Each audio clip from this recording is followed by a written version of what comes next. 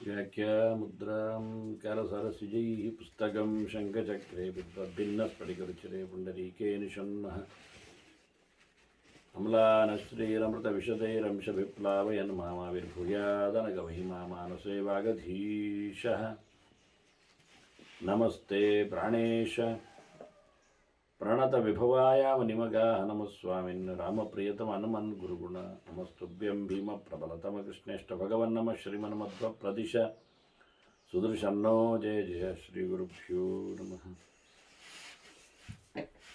नारायणं सुरगुरुं जगदेकनाथं भक्तप्रियं सकललोकनमस्कृतं च त्रैगुण्यवर्जितमजं विभुमाद्यमीशं वन्दे भुवग्नम् अमरासुरसिद्धवन्द्यं नारायणं नमस्कृत्य नरं चैव नरोत्तमं देवीं सरस्वतीं व्यासं ततो जयमुदीरे ವೇದವ್ಯಾಸರ ಮಹಾಭಾರತದ ಚಿಂತಕರಿಗೆ ವಂದನೆಗಳು. ಶಾಂತಿ ಪರ್ವದ 501ನೆಯ ಪ್ರವಚನ. ಶ್ರೀಕೃಷ್ಣನೇ ಅರ್ಜುನನಿಗೆ ಅಗ್ನಿಸ್ವಮದ ಬಗ್ಗೆ ಚಿಂತನೆಯನ್ನು ಕೊಡ್ತಾ ಅದರಲ್ಲಿ ಬ್ರಹ್ಮಧರ್ಮದ ಮಹಿಮೆಯನ್ನು ಉಲ್ಲೇಖ ಮಾಡ್ತಾ ಬಂದ. ಹಾಗಾಗಿ ನಹುಶನ ಪಾತವನ್ನು ಸರ್ಪ ರೂಪ ಪ್ರಾಪ್ತಿಯನ್ನು ಋಷಿಗಳ ಶಾಪದಿಂದ ತಿಳಿಸಿಕೊಟ್ಟ. ಅಂದರೆ ಎಂತಹ ಇಂದ್ರನ ಅಧಿಕಾರದಲ್ಲಿದ್ದವನು ಸಹ ಋಷಿ ಪ್ರಭಾವದಿಂದ ಬಿದ್ದಿದ್ದಾನೆ. ಅದು ಸಾಮಾನ್ಯ ಅಲ್ಲ, ಹೆಬ್ಬಾವಿನ ಹಾಗೆ. ಕೊನೆಗೆ ತಮಗಾಗಿ ದೇವತೆಗಳ ಉಪಕಾರಕ್ಕಾಗಿ ಸ್ವರ್ಗದೊಡೆಯನಾಗಿ ನಹುಷ ಬಂದದ್ದಲ್ವ ಅಂಥೇಳಿ ಋಷಿಗಳು ದೇವತೆಗಳು ಎಲ್ಲ ಸೇರಿ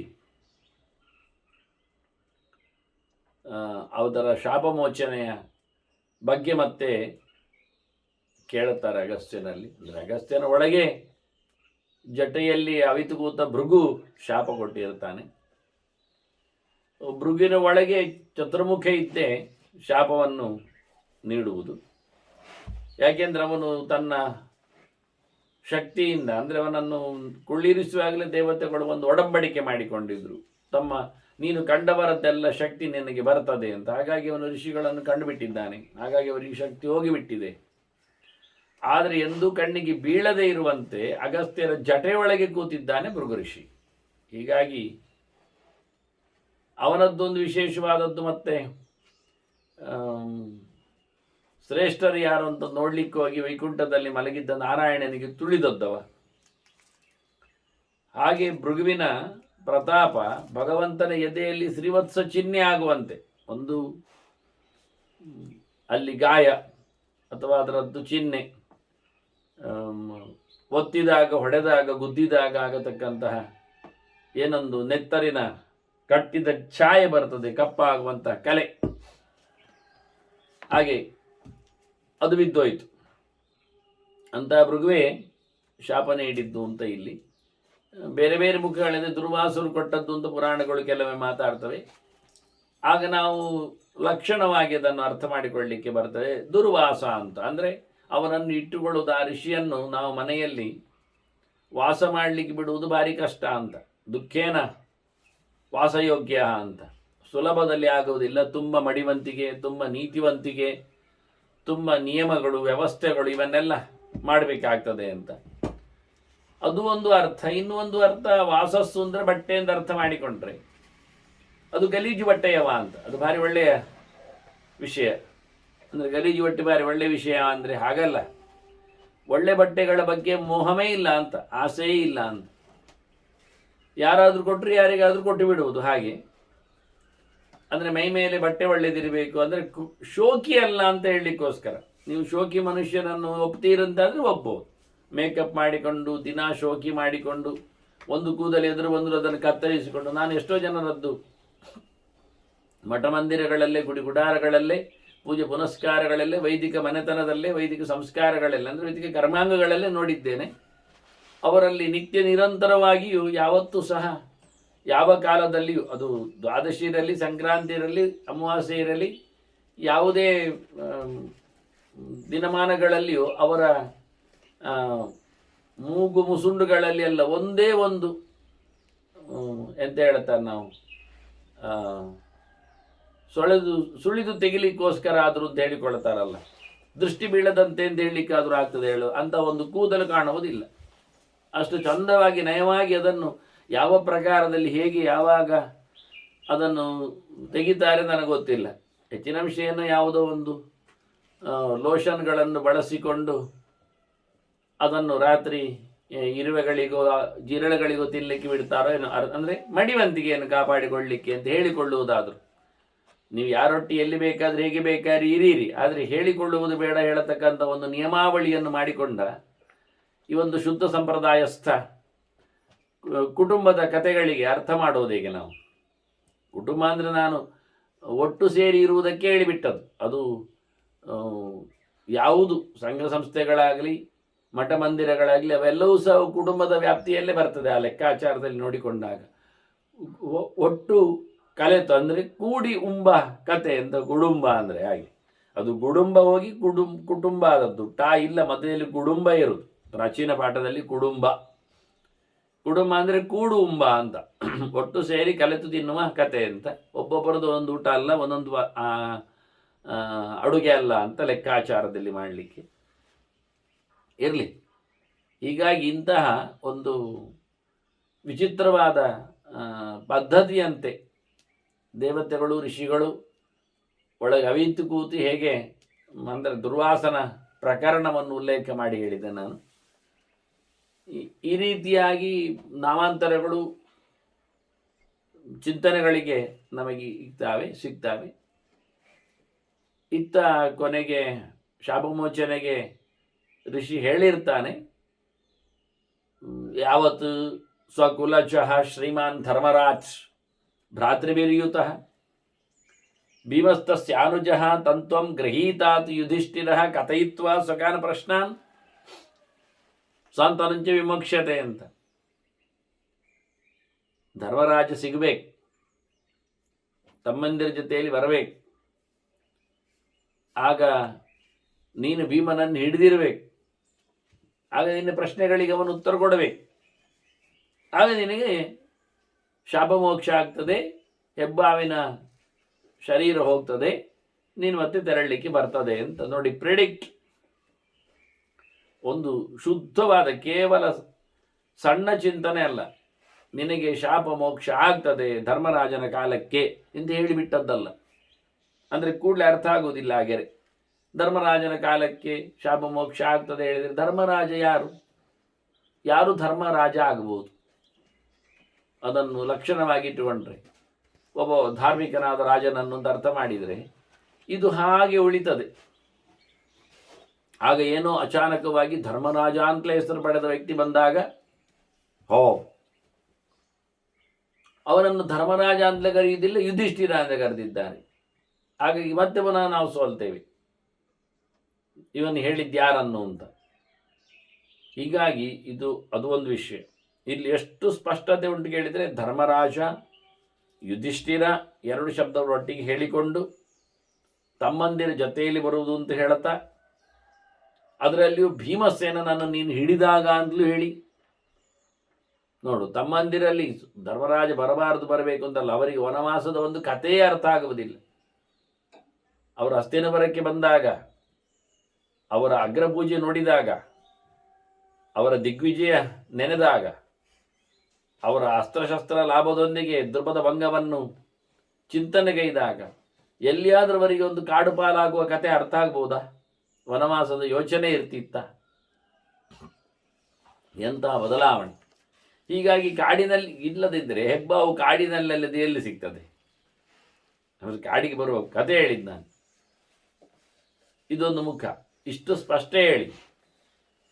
ಇಲ್ಲಿಯೂ ಗಮ್ಮತ್ತೆಷ್ಟುಂಟು ಕೇಳಿದರೆ, ಭೀಮನನ್ನು ಹಿಡಿದಿದ್ದಾನೆ ಎನ್ನುವುದು ಸತ್ಯ, ಭೀಮ ಬಿಡಿಸಿಕೊಳ್ಳಿಲ್ಲ ಯಾಕೆ ಎನ್ನುವುದು ಸತ್ಯ. ಈಗ ಭೀಮ ಬಿಡಿಸಿಕೊಂಡು ಬಿಟ್ಟರೆ ಧರ್ಮರಾಜ ಬರುವ ಪ್ರಕರಣವೇ ಇಲ್ಲ, ಪ್ರಶ್ನೋತ್ತರದ ಕಥೆಯೇ ಇಲ್ಲ. ಅಂದರೆ ಹಿಡಿಬೇಕು, ಅವನು ತಪ್ಪಿಸಿಕೊಳ್ಳುವುದಿಲ್ಲ, ಅವನಿಗೊಂದು ಆಗಿಬಿಟ್ಟಿದೆ. ಯಾರು ನಿನಗಿಂತ ಪವರ್ಫುಲ್ ಇದ್ದಾನೆ ಅವನನ್ನು ನೀನು ಹಿಡಿಲಿಕ್ಕೆ ಹೋಗ್ತೀಯ, ಆದರೆ ಹಿಡಿಲಿಕ್ಕೆ ಹೋದರೂ ಅವನು ನಿನ್ನನ್ನು ತಪ್ಪಿಸಿಕೊಳ್ಳುವುದಿಲ್ಲ, ನಿನಗೆ ಘಾಸಿ ಮಾಡುವುದಿಲ್ಲ. ಹಾಗಿದ್ದಾಗ ಏನಾಗ್ತದೆ ಅಂದರೆ ನಿನಗೆ ಸಿಕ್ಕಿರತಕ್ಕಂಥ ಎಲ್ಲರ ಏನೊಂದು ಶಕ್ತಿ ಪುಣ್ಯ ಎಲ್ಲ ಉಂಟು ಅದು ಅವನಿಗೆ ಟ್ರಾನ್ಸ್ಫರ್ ಆಗ್ತದೆ ಅಂತ. ಏನು ಗಮ್ಮತ್ ನೋಡಿ, ಭೀಮಸೇನ ಸುಮ್ಮನೆ ಕೂತಿದ್ದಾನೆ. ಅವನು ಯೋಚನೆ ಮಾಡಿದ್ದಾನೆ, ಇದು ಎಷ್ಟೊತ್ತಿಗೆ ಗಟ್ಟಿ ಆಗ್ತದೆ, ಅದಕ್ಕೆ ಸಾಕು ಆಗುವಷ್ಟೊತ್ತಿಗೆ ಅದು ಟೈಟ್ ಮಾಡ್ಬೋದು ಬಂಧನ. ಮತ್ತೆ ನನ್ನದು ವಜ್ರ ದೇಹವಾದದ್ರಿಂದ ಗಟ್ಟಿಮುಟ್ಟಾದ್ರಿಂದ ಒಂದು ಗಟ್ಟಿಮುಟ್ಟಾದ ಮರವೋ ಕಂಬವೋ ಅದಕ್ಕೆ ಒಂದೊಮ್ಮೆ ಹಾವು ಸುತ್ತಿಕೊಂಡ್ರೆ ಇನ್ನಷ್ಟು ಬಲವಾಗಿ ಅದು ಸುತ್ತಿಕೊಂಡ್ರೆ ಏನಾಗ್ತದೆ? ಏನಾಗೋದಿಲ್ಲ. ಹಾವಿನ ಮೈಯೇ ಪುಡಿ ಪುಡಿ ಆಗ್ತದೆ, ಕಡಿ ಕಡಿ ಆಗ್ತದೆ, ತುಂಡು ತುಂಡು ಆಗ್ತದೆ. ಹಾಗಾಯಿತು ಕತೆ. ಭೀಮಸೇನ ಸುತ್ತುವರಿದು ಬಲವಾಗಿ ಮತ್ತೆ ಟೈಟ್ ಮಾಡ್ತಾ ಉಂಟು ತನ್ನನ್ನು. ಏನಾಗಲಿಲ್ಲ. ಭೀಮಸೇನ ಸುಮ್ಮನೆ ಇದ್ದಾನೆ, ಬಿಡಿಸಿಕೊಳ್ಳಿಕ್ಕೂ ಹೋಗಲಿಲ್ಲ. ಯಾಕೆ ಕೇಳಿದೆ? ಯಾರು ತನಗಿಂತ ಬಲವಾದವನನ್ನು ಹಿಡಿದು ಸುಮ್ಮನಾಗಿರ್ತಾನೆ ಅವನಿಗೆ ತನ್ನದೆಲ್ಲ ಶಕ್ತಿ ಹೋಗ್ತದೆ ಅಂತ ಆದದ್ರಿಂದ ಎಲ್ಲ ಶಕ್ತಿ ಅವನಿಗೆ ಬಂತು. ಧರ್ಮಕ್ಕೆ ನೋಡಿ, ವನವಾಸದಲ್ಲಿ ಭೀಮಸೇನನ್ನು ಹೊರಗಾಕಲಿದ್ರೆ ಭೀಮಸೇನೆ ತನ್ನಷ್ಟಕ್ಕೆ ದೈವಿಕವಾದ ಬಲಗಳು ಕೂಡಿಕೊಂಡು ಅದು ಘಟನೆ ಕತೆ. ಹೇಗೆ ಜಯದ್ರಥನನ್ನು ಸಂಹಾರ ಮಾಡುವಾಗ ಜಯದ್ರಥನ ಬಗ್ಗೆ ಅವನ ಅಪ್ಪನೇ ಕೇಳಿಕೊಂಡಿದ್ದ, ನನ್ನ ಮಗನ ತಲೆಯನ್ನು ಯಾರು ಕೆಳಗೆ ಉರುಳಿಸ್ತಾನೋ ಅವನ ತಲೆಯೂ ಸಹ ಕೆಳಗೆ ಬಿದ್ದೋಗ್ಲಿ ಅಂತ. ಯಾರು ಏನಂತಿಲ್ಲ, ಅಷ್ಟೂ ಮಗನ ಮೇಲಿನ ಮೋಹ, ಅವನ ಬದುಕಿನ ಬಗ್ಗೆ ಅವನಿಗೊಂದು ಭವಿಷ್ಯವಾದ ಕಾಳಜಿ. ಅವನಿದ್ದಾಗಲೇ ಸಾಯ್ತಾನೆ ಅಂತ ಅವನಿಗೇನು ಗೊತ್ತಿತ್ತ? ಅದು ಗೊತ್ತಿಲ್ಲ. ಇನ್ನು ಮುಂದಿನ ಪರಂಪರೆಯಲ್ಲಿ, ಮುಂದಿನ ಪೀಳಿಗೆಯಲ್ಲಿ, ಮುಂದಿನ ಜನ್ರೇಷನಲ್ಲಿ ನನ್ನ ಮಗನನ್ನು ಯಾರಾದರೂ ಏನಾದರೂ ಬೀಳಿಸಿದ್ರು, ಕ್ಷತ್ರಿಯರು ತಾನೆ, ಓಡಾಟ ಹೊರಡದಾಟ ಎಲ್ಲ ಇದ್ದೇ ಇರ್ತದೆ. ಮತ್ತು ಕ್ಷತ್ರಿಯರು ರಣಾಂಗಣದಲ್ಲಿ ಸಾಯಬೇಕೆನ್ನುವುದೇ ದೊಡ್ಡ ಸಂಗತಿ ಅವರಿಗೆ. ಹಾಗಾಗಿ ಎಂದಾದರೂ ಮುಂದೊಂದು ದಿನ ನನ್ನ ಮಗ ಹಾಗೊಂದೊಮ್ಮೆ ವೈರಿಯ ಕಥೆಯಲ್ಲಿ ಕೈಗೆ ಸಿಕ್ಕಿಕೊಂಡರೆ, ಸಾಯುವ ಪರಿಸ್ಥಿತಿ ಬಂದರೆ, ಆ ವೈರಿ ಅವನು ನನ್ನ ಮಗನನ್ನು ಕಡದದ್ದಕ್ಕೆ ಅವನು ಸಾಯಲೇಬೇಕು ಎನ್ನತಕ್ಕ ಒಂದು ಹಠ, ಕ್ಷತ್ರಿಯವಾದ ಒಂದು ಬೊಗ್ಗರು ಅದೊಂದು ತಪಸ್ಸಿನಿಂದ ಪಡೆದಿದ್ದಾನೆ. ವರವಾಗಿ ಸಿಕ್ಕಿದೆ ಅವನಿಗೆ, ಲಾಭ ಆಗಿ ಹೋಯಿತು. ಕಡದದ್ದು ಹೇಳಲಿಲ್ಲ, ಅವ ಹೇಳಿದ್ದೇನೆಂದ್ರೆ ನೋಡಿ, ಶಬ್ದಗಳೆಲ್ಲ ಹಾಗೆ ಸಿಕ್ಕಿ ಬೀಳುದು. ನನ್ನ ಮಗನ ತಲೆಯ ಬೀಳಿಸಿದವನ ತಲೆ ಬೀಳಲಿ, ಡೈರೆಕ್ಟ್, ಓಕೆ, ಮುಗಿ, ವರ್ಡ್. ಅದೇ ಕೆಲಸ ಮಾಡಿಸಿದ ಕೃಷ್ಣ. ಜಯದ್ರಥನ ತಲೆಯನ್ನು ಕಡಿದ ತಕ್ಷಣ ಅರ್ಜುನನಲ್ಲಿ ಹೇಳಿದ, ಕೆಳಗೆ ಬೀಳಿಸಬೇಡ, ಬೀಳಿಸಿದವನ ತಲೆ ಬೀಳುತ್ತದೆ ಎಂದು ಅವನಪ್ಪನ ಕತೆ. ಈಗೇನು ಮಾಡುವ? ಓಡಾಡಿಸಿಕೊಂಡು ಹೋಗು. ಈಗ ಅವನನ್ನು ತಲೆ ಬೀಳಿಸುವವನ ಕೈಗೆ ಸಿಗಬೇಕದು. ಯಾರಾಗ್ಬೋದು? ಯಾರು ಕೇಳಿಕೊಂಡಿದ್ದಾನೆ ಈ ಗೌಜಿಯನ್ನು? ಅಂದರೆ ಅಪ್ರತ್ಯಕ್ಷವಾದ ಕತೆ. ಎಂಥ ಒಂದು ವಿಚಿತ್ರ ನೋಡಿ. ಇದು ನಡೆಯುವ ಘಟನೆ ಹೌದಲ್ಲ, ಆಗ್ತದಲ್ಲ. ಅವನಿಗೆ ಬೇಕಾದಿಂದ ಕೆಲವರು ಬೇಲಿ ಹಾಕ್ತಾರೆ. ಬೇಲಿ ಹಾಕುವುದು ಯಾಕೆ ಅಂದರೆ ಕಾಡು ಪ್ರಾಣಿಗಳು ಬಂದರೆ ಅದು ನುಗ್ಗಬಾರದು ಅಂತ. ಅದು ಆದರೂ ಹಾರಿಕೊಂಡು ದೂಡಿಕೊಂಡು ಎಗರಿಸಿಕೊಂಡು ಬರ್ತದೆ ಅಂತ ಹೇಳಿ ಗೊತ್ತಾದಾಗ ಅದಕ್ಕೇನು ಮಾಡಿದರು? ಅದಕ್ಕೆ ಕರೆಂಟ್ ಶಾಕ್ ಕೊಟ್ಟಿದ್ರು. ಬೇಲಿಗೆ, ಕಬ್ಬಿಣದ ಬೇಲಿಗೆ ಕರೆಂಟ್ ಕೊಟ್ಟುಬಿಟ್ರೆ ರಾತ್ರಿ ಯಾವುದೇ ಪ್ರಾಣಿ ಬಂದರೆ ಅದು ಕರೆಂಟ್ ಶಾಕ್ ಆಗಿ ಹಿಂದೆ ಓಡ್ತದೆ, ಇಲ್ಲ ಸಿಕ್ಕಿಕೊಂಡು ಬೀಳ್ತದೆ, ಸಾಯ್ತದೆ, ಹೋಗಲಿ ನಮಗೇನು. ಕೆಲವೊಮ್ಮೆ ಈ ಕರೆಂಟ್ ವೈರ್ನಲ್ಲಿ ಜೋತಾಡಿಕೊಂಡು ಬಾವಲಿಗಳು ಇರುವುದಿಲ್ವ ಹಾಗೆ. ಇದೇನಾಯಿತು ಕತೆ ಅಂದರೆ, ಆ ಬೇಲಿಯಲ್ಲಿ ಕರೆಂಟ್ ಆಗಿದ್ದಾನೆ, ಹೇಳದೆ ಕೇಳದೆ ಅವನ ಮಗನೇ ಬಂದುಬಿಟ್ಟಿದ್ದಾನೆ. ಆ ಬೇಲಿ ಗೇಟಿಗೂ ತಾಗಿಕೊಂಡಿದೆ, ಗೇಟಿಗೂ ಕರೆಂಟ್ ಪಾಸ್ ಆಗಿದೆ. ಅವ ಬಾಗಿಲು ತೆಗಿಲಿಕ್ಕೆ ಗೇಟಿಗೆ ಕೈ ಹಾಕಿದ್ದಾನೆ, ಸತ್ತೋಗಿದ್ದಾನೆ. ಮರುದಿನ ಬೆಳಿಗ್ಗೆದ್ದು ನೋಡಿದಾಗ ಇವನು ಹಾಕಿದ ಕರೆಂಟಿಗೆ ಮಗನೇ ಬರಿ ಆಗಿರ್ತದೆ ಇಂಥದ್ದು. ಹಾಗಾಗಿ ನಾವು ತಲೆ ಬೀಳಿಸಿದವರಿಗೆ ತಲೆ ಹೋಗ್ತದೆ ಅಂತ ಅಪ್ರತ್ಯಕ್ಷವಾಗಿ ಕೇಳಿಕೊಂಡರೆ ಸಿಕ್ಕಿ ಬೀಳುವ ಕಥೆ ಹೇಗೂ ಕೇಳಿದ್ರಿದ್ದುವೆ. ಜಯದ್ರಥನ ಅಪ್ಪ ಅಲ್ಲಿ ಜಪಕ್ಕೆ ಬಂದಿದ್ದಾನೆ ಸಂಜೆ ಹೊತ್ತಿಗೆ ಕುರುಕ್ಷೇತ್ರದ ಸರೋವರದ ದಡಿಗೆ. ಕೃಷ್ಣ ಹೇಳಿದ ಅರ್ಜುನ ಹತ್ರ, ಹೋಗಿ ಅವನ ತೆಕ್ಕೆಗೆ ಹಾಕಿಬಿಡು ಅಂತ. ಸರಿಯಾಗಿ ಬಾಣದಲ್ಲಿ ಅಡಾಡಿಸಿಕೊಂಡು ಹೋಗಿ ಎಲ್ಲ ನೋಡ್ತಾ ಇದ್ದಾರೆ. ಜಯದ್ರಥನ ತಲೆ ಹಾರ್ತಾ ಹೋಗ್ತಾ ಉಂಟು. ಅರ್ಜುನನ ಬಾಣದ ರಾಶಿಯಲ್ಲಿ ಮೇಲಕ್ಕೆ ಓಡಿದೆ. ಸೀದ ಹೋಗಿ ಜಪ ಮಾಡುತ್ತಿನ ತೆಕ್ಕೆಗೆ ಬಿದ್ದಿದೆ. ಅವ ಕೂಡಲೇ ಗಾಬರಿದದನ್ನು ಕೆಳಗೆ ಹಾಕಿಬಿಟ್ಟಿದ್ದಾನೆ. ತನ್ನ ತೊಡೆಯ ಮೇಲೆ ಬಿದ್ದ ಏನೋ ಒಂದು ಅಚಾನಕವಾದ ತಲೆ ನೋಡಿ ಗಾಬರಿ ಪಟ್ಟು ನೆತ್ತನ್ನು ನೋಡಿ ಕೆಳಗೆ ಹಾಕಿಬಿಟ್ಟ. ಹಾಕಿದ ತಕ್ಷಣ ಅವನ ತಲೆ ಸುತ್ತೋಯ್ತು, ಅವನ ತಲೆ ಬಿದ್ದೋಯ್ತು. ಅವ ಕೇಳಿಕೊಂಡದ್ದು ಅವನಿಗೆ ಮಾರಿ ಆಯಿತು. ಇದಕ್ಕೆ ತಪಸ್ಸು ಬೇಕಾ? ಇದಕ್ಕೆ ತಪಸ್ಸು ಬೇಕಾ?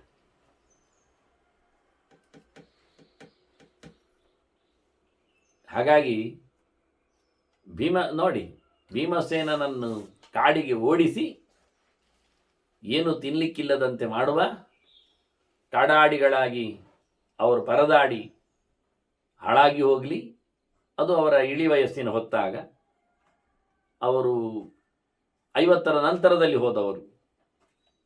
ಹೀಗಾಗಿ ಸೋತು ಸುಣ್ಣ ಆಗಲಿ ಹೇಗೂ, ಅದು ಅಜ್ಞಾತವಾಸದಲ್ಲಿ ಸಿಕ್ಕಿಬಿದ್ದರೆ ಮತ್ತೆ 10-12 ವರ್ಷ ಅವರದ್ದು ವನವಾಸ ಗ್ಯಾರಂಟಿ ಅನ್ನುವ ನೆಲೆಯರೆ ಅವರು ಹೇಳಿದರೆ, ಹೋದ ಭೀಮಸೇನನಿಗೆ ಒಂದೇನು ಹೋದ ತಕ್ಷಣ ಅವರು 1-2 ಜನ ಏನು, ಸಾವಿರ ಜನರಿಗೆ ಊಟ ಆಗುವ ಹಾಗೆ, ಲಕ್ಷಗಟ್ಟಲೆ ಜನರಿಗೆ ಊಟ ಆಗುವ ಹಾಗೆ ಅಕ್ಷಯ ಪಾತ್ರೆಯನ್ನೇ ಪಡೆದು ಬಿಟ್ಟರು.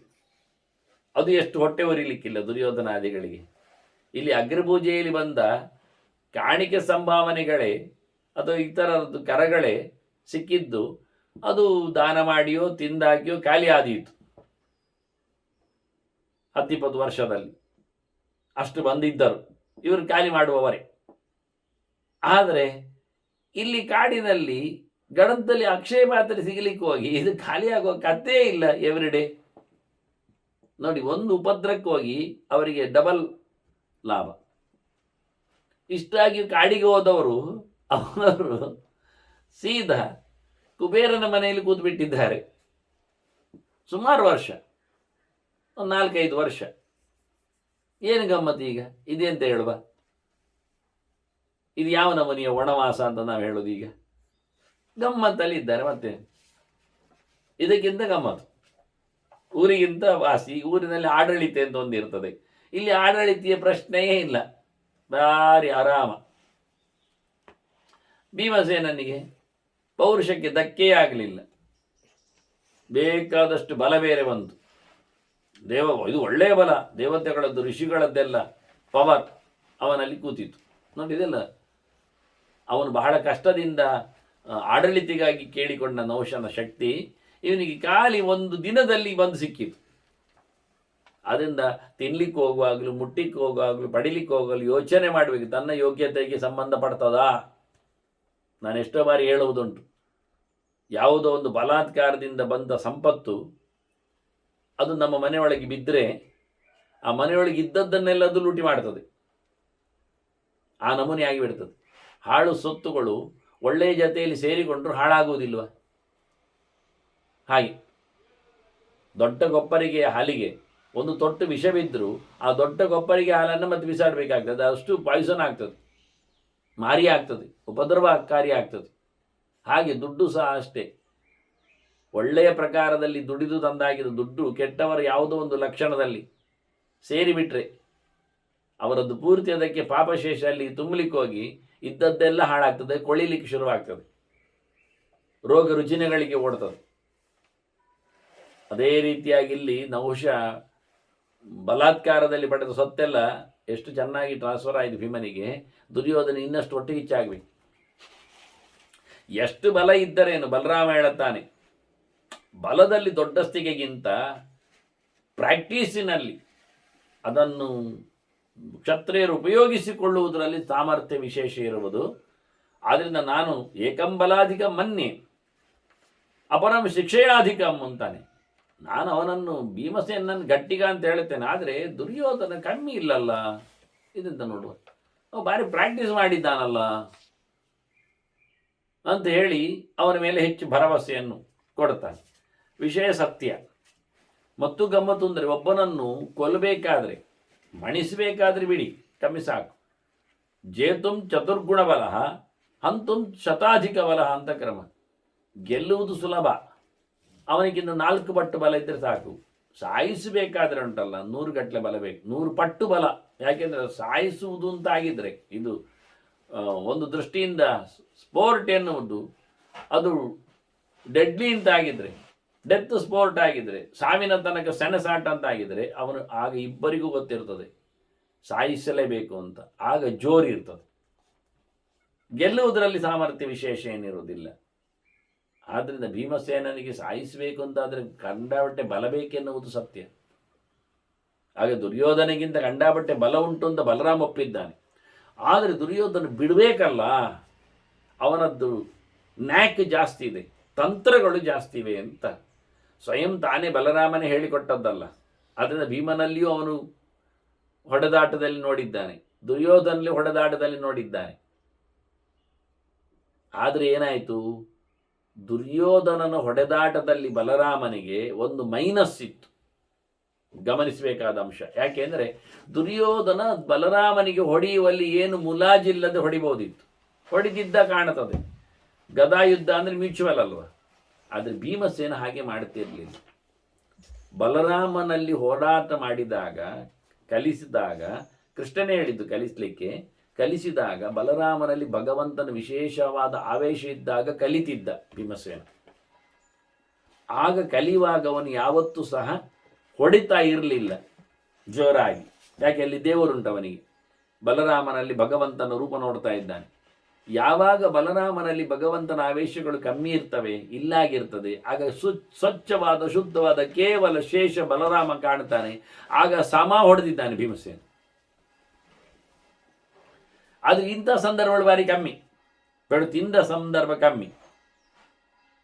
ಆದ್ರಿಂದ ಬಲರಾಮನಿಗೆ ಅದು ಗೊತ್ತಿಲ್ಲ, ಇದು ಭೀಮಸೇನನದ್ದು ಯೋಚನೆ ಹೀಗಿತ್ತು ಅಂತ. ಇದೇ ಗಮ್ಮತ್ತು.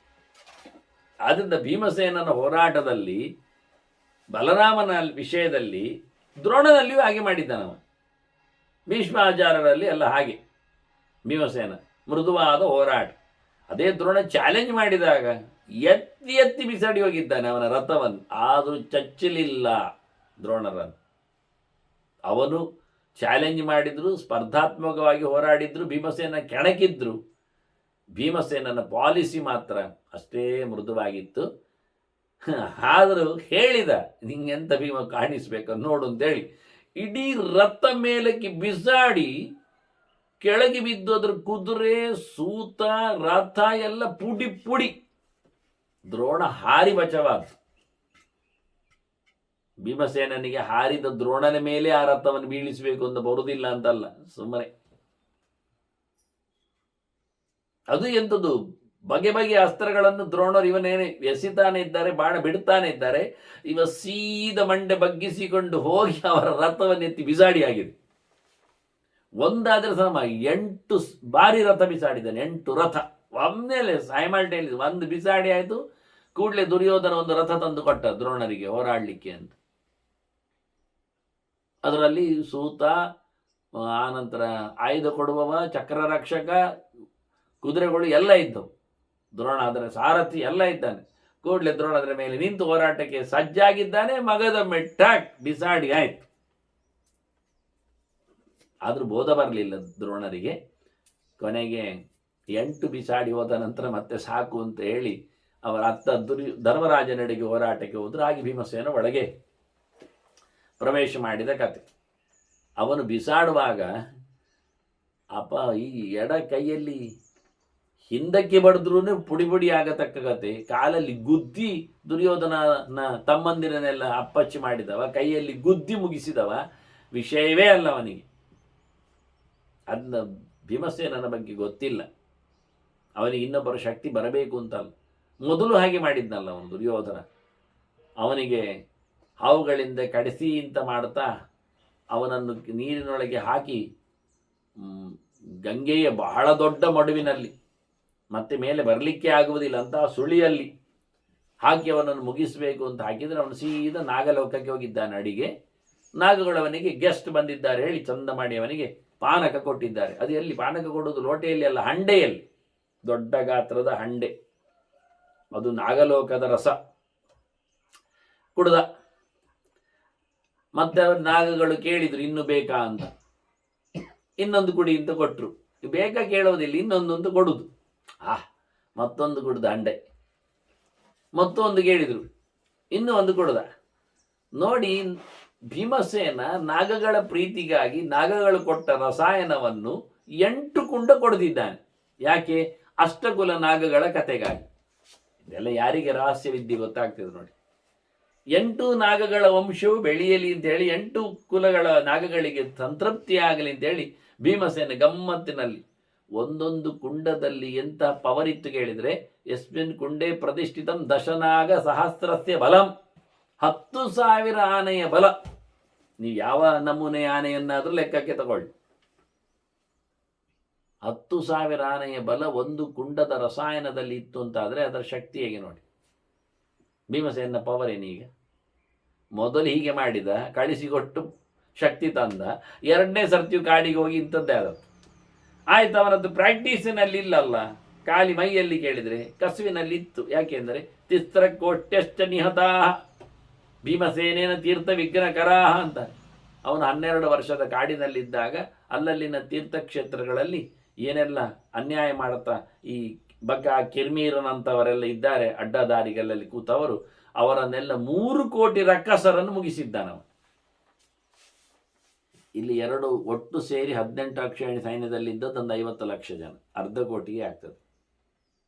ಅವ 3 ಕೋಟಿ ಮುಗಿಸಿದ್ದಾನೆ ಒಬ್ಬನೇ ಭೀಮಸೇನ, ಜಟಾಸುರನನ್ನು ಹಿಡಿದ ಹಾಗೆ ಅವನದ್ದೇ ಕೈಯಾಲಿಗಳಲ್ಲಿ. ಅದರಿಂದ ಪ್ರಾಕ್ಟೀಸ್ ಇಲ್ಲ ಹೇಳೋದು 12 ವರ್ಷದಲ್ಲಿ. ಹಿಡಿಮನಲ್ಲಿ ಅದಕ್ಕಿಂತ ಮೊದಲಿದ್ದಾಗ ರಾತ್ರಿ ತಡವಾಗಿ ಹೋರಾಟ ಶುರುವಾಗಿದೆ, ಬೆಳಿಗ್ಗೆ ಬೇಗನೆ ಮುಗಿಸಿಬಿಟ್ಟಿದ್ದಾನೆ. ಕೀಚಕನನ್ನು ರಾತ್ರಿಯೊಳಗೆ ಮುಗಿಸಿದ್ದಾನೆ, ಬೆಳಗಿನ ಕಥೆಯೇ ಬರೋ ಮುಂಚೆ. ಬಕನನ್ನು ಅದು ಹಾಗೆ ಸೀಳಿಯಾಗಿ ಬಂದಿದ್ದಾನೆ, ಎಲ್ಲ ಒಬ್ಬರೇ ನಿಂತು ಖಾಲಿ ಕೈಯಲ್ಲಿ. ಅವರು ಮರಗಿಡ ತರಲಿ ಇವು ನೋಡ್ಕೊಳ್ತಾನೆ, ಗುಡ್ಡು ಬೆಟ್ಟು ಬೆಸಾಡಲಿ ಹೊಡಿತಾರೆ. 3 ಮೈಲು ದೂರಕ್ಕೆ ಹಿಡಿಮನ ಜೊತೆಯಲ್ಲಿ ಹೋರಾಟ ಭೀಮಸೇನದ್ದಾಗಿತ್ತು. ಗುಡ್ಡಾಡಿಕೊಂಡು ಹೊಡೆದಾಡಿಕೊಂಡು, ಬಕನದ್ದು ಸಣ್ಣ ಪ್ಲೇಸಲ್ಲಿ, ಕೀಚಕನದ್ದು ಕೋಣೆ ಒಳಗೆ ಮುಗಿದೋಯ್ತು, ಬಂದು ಹೊರಗೆ ಬರಲಿಕ್ಕೇ ಇಲ್ಲ. ಈಗ ಆದ್ದರಿಂದ ಭೀಮಸೇನನಿಗೆ ಒಂದು ದೈವಿಕವಾದ ಒಂದು ಅದ್ಭುತವಾದಂತಹ ಒಂದು ವ್ಯವಸ್ಥೆ ಕತೆ ನೋಡಿ. ಇವಾಗ ಹೇಳೋದು ಎಲ್ಲಿ ಯಾರಿಗೆಲ್ಲ ಹೇಳ್ತಾನೆ, ಅಜಗರದ ಕತೆಗೆ ಭೀಮಸೇನನ ಬಗ್ಗೆ ಹೇಳತ್ತಾ ಧರ್ಮರಾಜ ಉತ್ತರ ಕೊಡ್ತಾನೆ ಅಂತ ತಿಳಿಸಿ ನಿನಗೆ ಶಾಪಮೋಕ್ಷ ಆಗ್ತದೆ ಅಂತ ಹೇಳುತ್ತಾರೆ. ಅವರಿಗಾಗಿ ಬಂದದ್ದಲ್ಲ. ಇತ್ತ ವಿಶ್ವರೂಪನ ವೃತ್ರನ ಸಂಹಾರದಿಂದಾಗಿ ಬಂತು ಬ್ರಹ್ಮಹತ್ಯೆ, ಅದಕ್ಕೊಂದು ವ್ಯವಸ್ಥೆ ಆಗಬೇಕಲ್ಲ. ಬ್ರಹ್ಮಹತ್ಯ ಚತುರ್ಧ ವಿಭಜತ್ ವನಿತಾಸುರಜಃ, ಹೆಣ್ಮಕ್ಕಳಿಗೆ ಕೊಟ್ಟ, ಅವರಿಗೆ ಮಾಸಿಕವಾದಂತಹ ರಜಸ್ಸು ದರ್ಶನ ಆಗ್ತದೆ. ವೃಕ್ಷೇಶು ನಿರ್ಯಾಸ, ಮರಗಳಿಗೆ ಕೊಟ್ಟ, ಮರಗಳಲ್ಲಿ ಮೇಣ ಬರ್ತದೆ, ರಸಜಿನುಗ್ತದೆ ಕಡೆದಾಗ. ಗಿರಿಶು ಶಿಂಬ, ಬೆಟ್ಟಗಳಲ್ಲಿ ಒಂದು ರೀತಿಯ ಉಪ್ಪು ಬಸೆಯನ್ನು ಕೊಟ್ಟ, ಧಾತು ಅದರಲ್ಲಿ. ಅದರಿಂದ ಪೃಥಿವ್ಯಾಮೂಷರ, ನೆಲಕ್ಕೆ ಬಂಜರು ಭೂಮಿ ಆಯಿತು. ಇಷ್ಟು ಪ್ರಕಾರದಲ್ಲಿ 4 ಪ್ರಕಾರದಲ್ಲಿ ತನ್ನ ಪಾಪವನ್ನು ಹಂಚಿದವ. ತೇ ಅಸ್ಪೃಶ್ಯಾ, ಭಾರತ ಹೇಳುತ್ತದೆ, ಅವರನ್ನು ಮುಟ್ಟಬಾರದು ನೋಡಿ. ಆದ್ದರಿಂದ ರಜಸ್ವಲೆಯನ್ನು ಮುಟ್ಟಲಿಕ್ಕಿಲ್ಲ ಎನ್ನುವುದು ಮಹಾಭಾರತದ್ದೇ ಮಾತು. ಅವಳು ಮುಟ್ಟುವಂತಿಲ್ಲ, ಅವಳನ್ನು ಮುಟ್ಟುವಂತಿಲ್ಲ ಅಂತ. ಎಷ್ಟೋ ಜನರಿಗೆಲ್ಲ ಇದು ಧರ್ಮಶಾಸ್ತ್ರದಲ್ಲಿ ಇಲ್ಲ ಹೇಳಿಕೊಳ್ಳುವ, ಅಂದರೆ ಮೂಲ ಪ್ರಮಾಣಗಳಲ್ಲಿ ಇಲ್ಲ ಹೇಳಿಕೊಳ್ಳುವ ನೆಲೆಯಲ್ಲಿ ಅದನ್ನು ಚಾಲ್ತಿಗೆ ತಂದು ಬಿಟ್ಟಿದ್ದಾರೆ. ಅವಳೆಂತಲೂ ಮಾಡಬಹುದು ಅಂತ ಹೇಳಿಕೊಂಡು ಇಂದು ಬಂದರೆ ಆಯಿತು, ಶುದ್ಧಿ ಮಾಡಿ. ಅದೆಂಥದ್ದು ದೋಷ, ಒಂದು ದೋಷ ಅಂದರೆ ಮೈಯಲ್ಲಿ ಒಂದು ರೀತಿಯಾದ ನಿರ್ಯಾಸ, ಮೂತ್ರದ ಹಾಗೆ, ಮಲದ ಹಾಗೆ, ಕಿವಿಯಲ್ಲಿ ಬರುವ ಹಾಗೆ, ಮೂಗಿನಲ್ಲಿ ಸಿಂಬಳ ಇಳಿಯುವ ಹಾಗೆ, ಹೀಗೆ ತೆಗೆದು ಸಿಂಬಳ ನಾವು ಹಾಗೆ ಒರೆಸಿಕೊಂಡು ಖರ್ಚಿಪಿನೊಳಗೆ ಇಟ್ಟು ಕಿಸೆಯೊಳಗೆ ಹಾಕೊಂಡು ಹೋಗುವುದಿಲ್ವ? ಅದು ದಿನ ಈ ನಶ್ಯ ಅಂತ ಹಾಕುವವರಿಗೆಲ್ಲ ಮಾಮೂಲಿ. ಅದು ಮೂಗನ್ನು ಒರೆಸುತ್ತಾರೆ, ಕಿಸೆಯೊಳಗೆ ಇಟ್ಟುಕೊಳ್ಳುತ್ತಾರೆ. ಅದಕ್ಕೇನು ಗಾದೆಯಲ್ಲಿ ಹೇಳ್ತಾರಲ್ಲ, ಬೆಳ್ಳಿ ಚಡಿ ನೆಲಕ್ಕೆ ಬಡಿ ಅಂತ. ಹಾಗೆ ನೆಲ ಸಿಕ್ಕಿದ್ರೆ ನೆಲ, ಇಲ್ಲಾದ್ರೆ ಇನ್ನೊಬ್ಬರ ಮೈಗೆ ಮತ್ತೆಂದದ್ದು. ಹಾಗೆ ಅಂತ ತಿಳ್ಕೊಂಡಿದ್ದಾರೆ ಅವರು. ತೆಗೆದ್ರೆ ಆಯಿತು, ಒರೆಸಿದ್ರೆ ಆಯಿತು. ಜಾಸ್ತಿ ಬಂದರೆ ಇಟ್ಟುಕೊಳ್ಳೋದು, ಒಂದು ಹತ್ತಿಯ ಮತ್ತೊಂದು ದಪ್ಪವ ಬಟ್ಟೆಯ ಅಲ್ಲ ಅಂದ್ರು ಅವರು. ಹಾಗಲ್ಲ ಇದು ಅಂತಾರೆ. ಇವತ್ತು ವೈದ್ಯ ವಿಜ್ಞಾನದನ್ನು ಒಪ್ತದೆ, ಅವರ ಹತ್ತಿರ ಬರಲಿಕ್ಕಿಲ್ಲ, ಅವರಿದ್ದೇ ಥಿಯೇಟರ್ನಲ್ಲಿ ಆಪರೇಷನ್ ಮಾಡಲಿಕ್ಕೆ ಆಗುವುದಿಲ್ಲ, ರೋಗಿ ಸಾಂಕ್ರಾಮಿಕನಾಗ್ತಾನೆ ಎಲ್ಲ ಹೇಳುತ್ತಾರೆ. ಇದನ್ನೆಲ್ಲ ಪ್ರತ್ಯಕ್ಷ ನೋಡಲಿಕ್ಕೆ ಬೇಕಾದಷ್ಟು ಕತೆ ಉಂಟು, ಇಲ್ಲ ವಿಷಯ ಅಲ್ಲ. ಹಾಗೆ ಹೇಳಿದ ತಕ್ಷಣ ನಮಗೆ ಪ್ರತ್ಯಕ್ಷವಾದೇ ರಿಸಲ್ಟ್ ನೋಡಿಯೇ ಅದಕ್ಕೆ ಉತ್ತರವನ್ನು ಕೊಡಬೇಕು ಅಂತ ನಾವು ಹುಂಬತನ ಮಾಡಿದರೆ ಸಿಗರೇಟ್ ಈಸ್ ಇಂಜೂರಿಯಸ್ ಹೆಲ್ತ್ ಬರೆದಿದ್ದಾರೆ. ಎಲ್ಲಿ ಉಂಟು ಕೇಳಿದೆ? ಒಬ್ಬ 80-90 ವರ್ಷ ಆದವನು ಸಿಗರೇಟ್ 40 ವರ್ಷದಿಂದ ಎಳಿತಾ ಇದ್ದೇನೆ ಎಳುವ ಇದ್ದಾನೆ, 20ರಿಂದ ಎಳಿತಾ ಇದ್ದೇನೆ ಎಳ್ತಾ ಇದ್ದಾನೆ, 70ರವರೆಗೆ ಬದುಕ್ತಾ ಇದ್ದಾನೆ. 20ರಲ್ಲಿ ಎಳೆಯುವವ 70ರವರೆಗೆ ಬದುಕಿದ್ದಾನೆ ಅಂದ್ರೆ ಮೊನ್ನೆ 60ಕ್ಕೆ 50ಕ್ಕೆಲ್ಲ ಸತ್ತವರ ಕತೆ ಎಂತದ್ದು ಕೇಳ್ತಾನವ. ಏನು ಸಿಗರೇಟ್ ಎಳೆಯದೇ ಇದ್ದವರು, ಜೀವನ ಉದ್ದಕ್ಕೆ ದೊಡ್ಡ ಸಂಗತಿ ಹೇಳಿದವರು ಕೇಳ್ತಾನೆ. ಕುಡಿದವರು ಸಾಯ್ತಾರೆ ಹೇಳಿದ್ರೆ ಕುಡಿದವರು ಸತ್ತೇ ಇಲ್ಲಲ್ಲ. 90ರಲ್ಲಿ ಇವತ್ತು ಕುಡಿದವ ಇವತ್ತು ಬಹಳ ದೊಡ್ಡ ಕ್ಷೇತ್ರದಲ್ಲಿ ನಿಂತು ಮೇರಿತಾ ಇದ್ದಾನೆ. ಹಾಗಾದ್ರೆ ನಿಮಗೆ ಪ್ರತ್ಯಕ್ಷ ರಿಸಲ್ಟ್ ಕಂಡೇ ನೀವು ಅದನ್ನು ಒಪ್ಪುವುದು ಹೇಳುವುದು ಎನ್ನುವುದನ್ನು ಯಾವತ್ತೂ ಮಾಡಲಿಕ್ಕೆ ಬರುವುದಿಲ್ಲ. ಅದು ಅರ್ಥವೇ ಆಗುವುದಿಲ್ಲ. ಇಹಪರ ಎರಡರ ರಿಸಲ್ಟಿನ ಬಗ್ಗೆ ಯಾರಿಗೇನಿಲ್ಲ. ಫಲ ಕೊಡುವುದು ದೇವರ ಕೈಯಲ್ಲಿ. ಆದ್ರಿಂದ ನಾವು ಸೋತೇ ಹೋಗ್ತೇವೆ. ಒಳ್ಳೆದು ಮಾಡಿದ್ದಕ್ಕೂ ಒಳ್ಳೆದಾಗ್ತದೆ ಕಾಣುವುದಿಲ್ಲ, ಕೆಟ್ಟದ್ದು ಮಾಡಿದ್ದಕ್ಕೂ ಕೆಟ್ಟದಾಗುವುದು ಕಾಣುವುದಿಲ್ಲ. ಒಳ್ಳೆದು ಮಾಡದವನಿಗೂ ಕೆಟ್ಟದಾಗ್ತದೆ, ಕೆಟ್ಟದ್ದು ಮಾಡದವನಿಗೂ ಇದು ಒಂದಕ್ಕೊಂದು ಸಂಬಂಧವೇ ಇಲ್ಲ. ಅದು ಎಂತ ಅರ್ಥವೇ ಆಗುವುದಿಲ್ಲ. ಒಂದು ವಿಶ್ವಾಮಿತ್ರನ ಕುಂಡಕ್ಕೆ ಆ ಶೂರ್ಪಣಕ್ಕೆ ಅಂತವರು ಮಲಮೂತ್ರ ವಿಸರ್ಜನೆ ಮಾಡಿದ್ದಾರೆ ಅಂತ ಹೇಳಿಕೊಂಡು ಪನಿಷ್ಮೆಂಟ್ ಆಗಲೇಬೇಕು ಹೇಳಿಕೊಂಡು ನಾವು ಅದಕ್ಕೆ ಪಾಪ ಅದು ಕಮೋಡಿನಾಗೆ ಕಂಡಿತ್ತೇನು, ನಾಳೆ ಗಮ್ಮತ್ತೇ ಇರ್ತದೆ. ಇವತ್ತೆಲ್ಲ ಹಾಗೆ ಮಾಡುವುದಲ್ಲ, ಎಲ್ಲರೂ ಕೂತು ಹಾಗೆ ಅದು ಬಂದು ಗಮ್ಮತ್ನಲ್ಲಿ ನೀವು ಹಾಗೆಲ್ಲ ಮಾಡಿದ್ದೀರಿ. ಯಾವುದೋ ವೃತ್ತದ ಸ್ಟೈಲಲ್ಲಿ, ಯಾವುದೋ ಬಗೆಯಲ್ಲಿ ಅಶ್ವತ್ಥ ಪತ್ರದ ಆಕಾರದಲ್ಲಿ ಎಲ್ಲ ಕುಂಡ ಮಾಡಿದ್ದೀರಿ ಕಾಣುತ್ತದೆ. ಅದಕ್ಕೆ ಅದನ್ನು ಕಾಣುವಾಗ ಹಾಗೆ ಖಂಡಿತ ಏನು ಅಲ್ಲ, ತಪ್ಪಲ್ಲ ಹೇಳುವುದಲ್ಲ ನಾನು. ಅದು ಹೋಗಿ ವಿಶ್ವಾಮಿತ್ರನಿಗೆ ಯಾಕೆ ಆಗಬೇಕು ನನ್ನ ಪ್ರಶ್ನೆ. ಅಲ್ಲ, ನೀವಿದು ಎಂಥದ್ದು ಅಶೋಕವನಕ್ಕೆ ನ್ಯಾಯ ಅಂತ ಹೋಗಿ ಸೀತೆಯನ್ನು ಅಶೋಕವನದಲ್ಲಿಯೇ ಯಾಕೆ ಇಟ್ಟ? ರಂಭಾವನದಲ್ಲಿ ಇಡಬಹುದಿತ್ತು, ಚೂತವನದಲ್ಲಿ ಇಡಬಹುದು, ಚಂಪಕಾವನದಲ್ಲಿ ಇಡಬಹುದಿತ್ತು, ಪಾರಿಜಾತವನದಲ್ಲಿ ಇಡಬಹುದಿತ್ತು. ಎಲ್ಲಿಟ್ರು ಪ್ರಶ್ನೆ ನೀವೀಗೇ ಕೇಳ್ತೀರಿ. ಇಟ್ಟ ಅಂತ ಇಟ್ಕೊಳ್ಳೋ, ಮಂದಾರವನದಲ್ಲಿ ಇಟ್ಟ. ಮತ್ತೆ ನಿಮ್ಮ ಪ್ರಶ್ನೆ ಹಾಗೆ ಉಂಟೆ, ಹೋಗಿ ಸೀತೆಯನ್ನು ಮಂದಾರವನದಲ್ಲಿ ಯಾಕೆ ಇಟ್ಟ ಅಂತ ಹೇಳುದು. ಹಾಗೆ ಅಶ್ವಾಮಿತ್ರನದ್ದೇ ಯಜ್ಞಕ್ಕೆ ಯಾಕೆ ಉಚ್ಚ ಇದ್ಲು ಅಂತ ಕೇಳಿದ್ರೆ, ಬೇಡಪ್ಪ ಗೌತಮನದ್ದೊಂದಿರಲಿ. ಮತ್ತೆ ನೀವು ಪ್ರಶ್ನೆ ಕೇಳ್ತೀರಿ, ಅದು ಗೌತಮನದ್ದೇ ಯಾಕೆ ಉಚ್ಚ ಇದ್ರು ಅಂತ. ಆದ್ರಿಂದ ಯಾರೋ ಪರಿಷಿದ್ದು ಬರೆದ್ರೆ ಅದನ್ನು ಪ್ರಶ್ನೆ ಕೇಳ್ತೀರಿ, ಅದು ಯಾರೋ ಒಬ್ಬ ಯಾಕೆ, ಕಶ್ಚಿತ್ ಋಷಿ ಯಾಕೆ, ಅವನು ಯಾರು ಅಂತ ಹೇಳಿ ಇತಿಹಾಸ ದಾಖಲೆ ಮಾಡಲಿಲ್ವಾ? ಎಲ್ಲ ಬೋಗಸ್ಸೆ, ಸುಳ್ಳು ಮಾಡಿದ್ದು ನೀವು, ಅದು ಹೇಳ್ತೀರಿ. ಹೆಸರು ಹೇಳಿದ್ರೆ ಅವನನ್ನು ಹಿಡಿತೀರಿ, ಹೆಸರು ಹೇಳಿದ್ದಿದ್ರೆ ಇವರಲ್ಲಿ ಹಿಡಿತೀರಿ. ನನ್ನದದ್ದು ಪ್ರಶ್ನೆ ಅಲ್ಲ. ಹೋಗಿ ವಿಶ್ವಾಮಿತ್ರ ಅಂತ ಹೇಳಿದ್ದಲ್ಲ. ಹಾಗಾದ್ರೆ ವಿಶ್ವಾಮಿತ್ರನ ಪ್ರಾರಬ್ಧ ಏನು? ಅವನ ಕರ್ಮತಂತ್ರ ಹಾಳಾಗಲಿಕ್ಕೆ ಕಾರಣವೇನು? ಅವನ ಸಂಕಲ್ಪದಲ್ಲಿ ದೋಷವೇನು? ಇದೆಲ್ಲ ಶುರುವಾಗತ್ತೆ. ಅದಕ್ಕೆ ಹೇಳಿದ್ದು ಇಲ್ಲ, ಫಲಕಥೆಯಲ್ಲಿ ಫಲಚಿಂತನೆಯಲ್ಲಿ ಹಿಂದೆ ಮುಂದಿನದ್ದು ನೋಡ್ಲಿಕ್ಕಿಲ್ಲ. ಮಾಡಿದ್ದಕ್ಕೆ ಕೊಡ್ತಾನೋ ಕೊಡುವುದಿಲ್ಲವೋ, ಈಗ ಕೊಡ್ತಾನೋ ಮತ್ತೆ ಕೊಡ್ತಾನೋ, ಎಷ್ಟು ಕೊಡ್ತಾನೋ, ಅದು ಕೊಡ್ತಾನೋ, ಕೇಳಿದ್ದು ಕೊಡ್ತಾನೋ, ಕೇಳದು ಏನೂ ಕೇಳಲಿಕ್ಕಿಲ್ಲ. ವೇದವ್ಯಾಸರು ಹೇಳುತ್ತಾರೆ, ಫಲಮತ ಉಪಪತ್ತೇಹೆ ಅಂತ, ದೇವರ ಅಧೀನ ಫಲ. ಕೃಷ್ಣನ್ ಹೇಳ್ತಾನೆ, ಕರ್ಮಣ್ಣೇಮ ಅಧಿಕಾರಸ್ಥೆ, ಮತ್ತೆ ಮಾ ಫಲೇಶು ಕದಾಚನ ಅಧಿಕಾರ. ನಿನಗೆ ಕರ್ಮ ಮಾಡೋದ್ರಲ್ಲಷ್ಟೇ ನಿನಗೆ ಅಧಿಕಾರ, ಹೊರತು ಫಲದ ಬಗ್ಗೆ ಒಂದು ಚೂರು ಮಾತಾಡ್ಲಿಕ್ಕಿಲ್ಲ. ನೀನು ಸಿಗ್ತದ, ಕೊಡ್ತೀರಾ, ಕೊಡ್ತದ, ಉಂಟ, ಬರ್ದಿದೆ, ಕೇಳಲಿಕ್ಕಿಲ್ಲ. ಇಂಥದ್ದಕ್ಕಿಂಥದ್ದು ಎಂಥದ್ದು ಕೇಳಲಿಕ್ಕಿಲ್ಲ. ಇದು ಮಾತ್ರೇ ಪ್ರಭಾವ ಅಲ್ಲ. ಇದು ನೀವು ಹೇಳ್ಬೋದು, ಅದು ಅಮೃತ ವಟಿ ತಗೊಂಡ್ರೆ ಜ್ವರ ಕಮ್ಮಿ ಆಗ್ತದೆ, ಹಾಗೆಲ್ಲ ಹೇಳ್ಬೋದು ನೀವು. ಅಥವಾ ಸ್ಯಾರಿಡಾನ್ ತಗೊಂಡ್ರೆ ತಲೆನೋವು, ಅದೆಂಥದ್ದು ಹೇಳ್ಬೋದು. ಇದು ಎಂಥದ್ದಲ್ಲ, 100 ಗಟ್ಟಲೆ ಸ್ಯಾರಿಡಾನ್ ತಗೊಂಡು ತಲೆನೋವು ಹೋಗದೇ ಇರಬಹುದು, ತಗೊಳ್ಳದೆಯೇ ತಲೆನೋವು ಹೋಗ್ಬೋದು. ಈ ನಮೂನೆ ಒಂದು ವಿಚಿತ್ರವಾದದ್ದು ಭಗವಂತನ ಫಲಸ್ವಾಮಿತನದ ಕತೆ. ಅದರಿಂದ ಶಾಸ್ತ್ರಕಾರರು ಹೇಳಿದ ತಕ್ಷಣ ರಜಸ್ವಲಯ ಧರ್ಮದ ಬಗ್ಗೆ ನಾವು ಮಾತಾಡುವಾಗಿಲ್ಲ. ಅದು ಎಂಥದ್ದು ಕತೆ ಗೊತ್ತಿಲ್ಲ, ಯಾರಿಗೆ ಏನು ಹೇಗೆ ಎಂಥದ್ದು ಅಂತ. ಪ್ರತ್ಯಕ್ಷದಲ್ಲಿ ಕಾಣಬಹುದು, ಕಂಡು ನಾವು ಅದನ್ನು ಅಪ್ಲೈ ಮಾಡಿಕೊಂಡು ಅರ್ಥ ಮಾಡಬಹುದು, ಬೇಡ ಅಂದರೆ ಬಿಡಬಹುದು. ಇಷ್ಟೇ, ಹೇಳಿದ್ದು ಕೇಳುವುದಷ್ಟೇ. ಆಚಾರ್ಯ ಮಧ್ವರು ಹೇಳುತ್ತಾರೆ, ಪ್ರತಿಷ್ಠೆ ವಿಷಯ ಬಂದಾಗ, ದೇವಸ್ಥಾನದ ಸ್ಟ್ರಕ್ಚರಿಗೆ ನಿಂತಾಗ, ಅಲ್ಲಿನ ಸಂಪ್ರೋಕ್ಷಣೆಗೆ ಕೈ ಹಾಕಿದಾಗ ಹೇಳ್ತಾರೆ, ಚೋರ ಚಾಂಡಾಲ ಪತಿತ ಶೋಧಕ್ಯಾದಿ ಪ್ರವೇಶನೆ ಸ್ತಮನೋಕ್ತೇನ ಮಾರ್ಗೇಣ ಪ್ರಾಯಶ್ಚಿತ್ತ ವಿಧಿ ಸ್ಮೃತಃ ಅಂತೇಳಿ. ಕಳ್ಳ ಬಂದು ದೇವಸ್ಥಾನಕ್ಕೊಂದೊಮ್ಮೆ ಕದ್ದುಕೊಂಡು ಹೋದರೆ, ಏನಾದರೂ ಹೆಚ್ಚು ಕಡಿಮೆ ಆದರೆ ನೀವು ಅದನ್ನು ಶುದ್ಧಿ ಮಾಡಬೇಕು ಅಂತ. ಹೇಗೆ? ದೇವಸ್ಥಾನದ ಒಳಗಿನವರೇ ಕೆಲವರೆಲ್ಲ ಕಳ್ಳರು ಇರಲಿಲ್ಲ, ತಗೊಂಡು ಹೋದಾಗ ಶುದ್ಧಿ ಮಾಡಿದ್ದೀರಿ ನೀವು. ಅದಕ್ಕೆ ಇವರು ಹೇಳ್ತಾರೆ, ನಿಮಗೆ ಗೊತ್ತಾಯ್ತಲ್ಲ ಈಗ ಕಳ್ಳ ಬಂದು ಹೋಗಿದ್ದಾನೆ ಅಂತ, ಹಂಚು ಹೋಗಿದೆ ಅಲ್ಲ, ಕಾಣಿಕೆ ಡಬ್ಬಿ ಒಡೆದಿದೆ ಅಲ್ಲ, ಬಿಂಬದಲ್ಲಿನ ಸರ ಇಲ್ಲ ಆಗಿದೆ ಅಲ್ಲ, ಈಗ ಪ್ರಾಯಶ್ಚಿತ್ತ ಮಾಡಬೇಕು. ನೋಡಿ ಹೇಗೆ ಮತ್ತೆ ನೋಡಿ. ಹಾಗೆ ನಾಯಿ ಬಂತು, ಕೆಲವೀಗೆಲ್ಲ ವಾಕಿಂಗ್ ಹೋಗುವವರೆಲ್ಲ ನಾಯಿಯನ್ನು ತಗೊಂಡು ಹೋಗ್ತಾರೆ. ಅವ್ರ ಪಕ್ಕದಲ್ಲಿ ಬಂದಾಗ ದೇವಸ್ಥಾನಕ್ಕೆ ಗುಡಿಗೆ ಗುಡಾರಕ್ಕೆ ಹೋಗಿ ಒಂದು ಸುತ್ತು ಬಂದು ಬರೋದು ಒಂದು ವಾಕಿಂಗಲ್ಲಿ ಅದು ಸೇರ್ತದೆ ಪ್ಲಸ್ ಅದು. ಯಾಕೆಂದರೆ ಅಲ್ಲಿ ಅವರು ಸ್ವಲ್ಪ ಪ್ರಸಾದ ಎಲ್ಲ ಕೊಡ್ತಾರೆ, ಅದನ್ನೆಲ್ಲ ತಿನ್ನಲಿಕ್ಕೆ ಆಗ್ತದೆ. ಪಂಚಕಜ್ಜಾಯವೋ ಅಥವಾ ಅದು ಲಾಡೋ ಉಂಡೆಯೋ ಇನ್ನೇನು ಬಾಳೆಹಣ್ಣು ಮತ್ತೊಂದು ಕೊಡ್ತಾರೆ, ಕೆಲಸಕ್ಕರೆಯೋ ಎಲ್ಲ.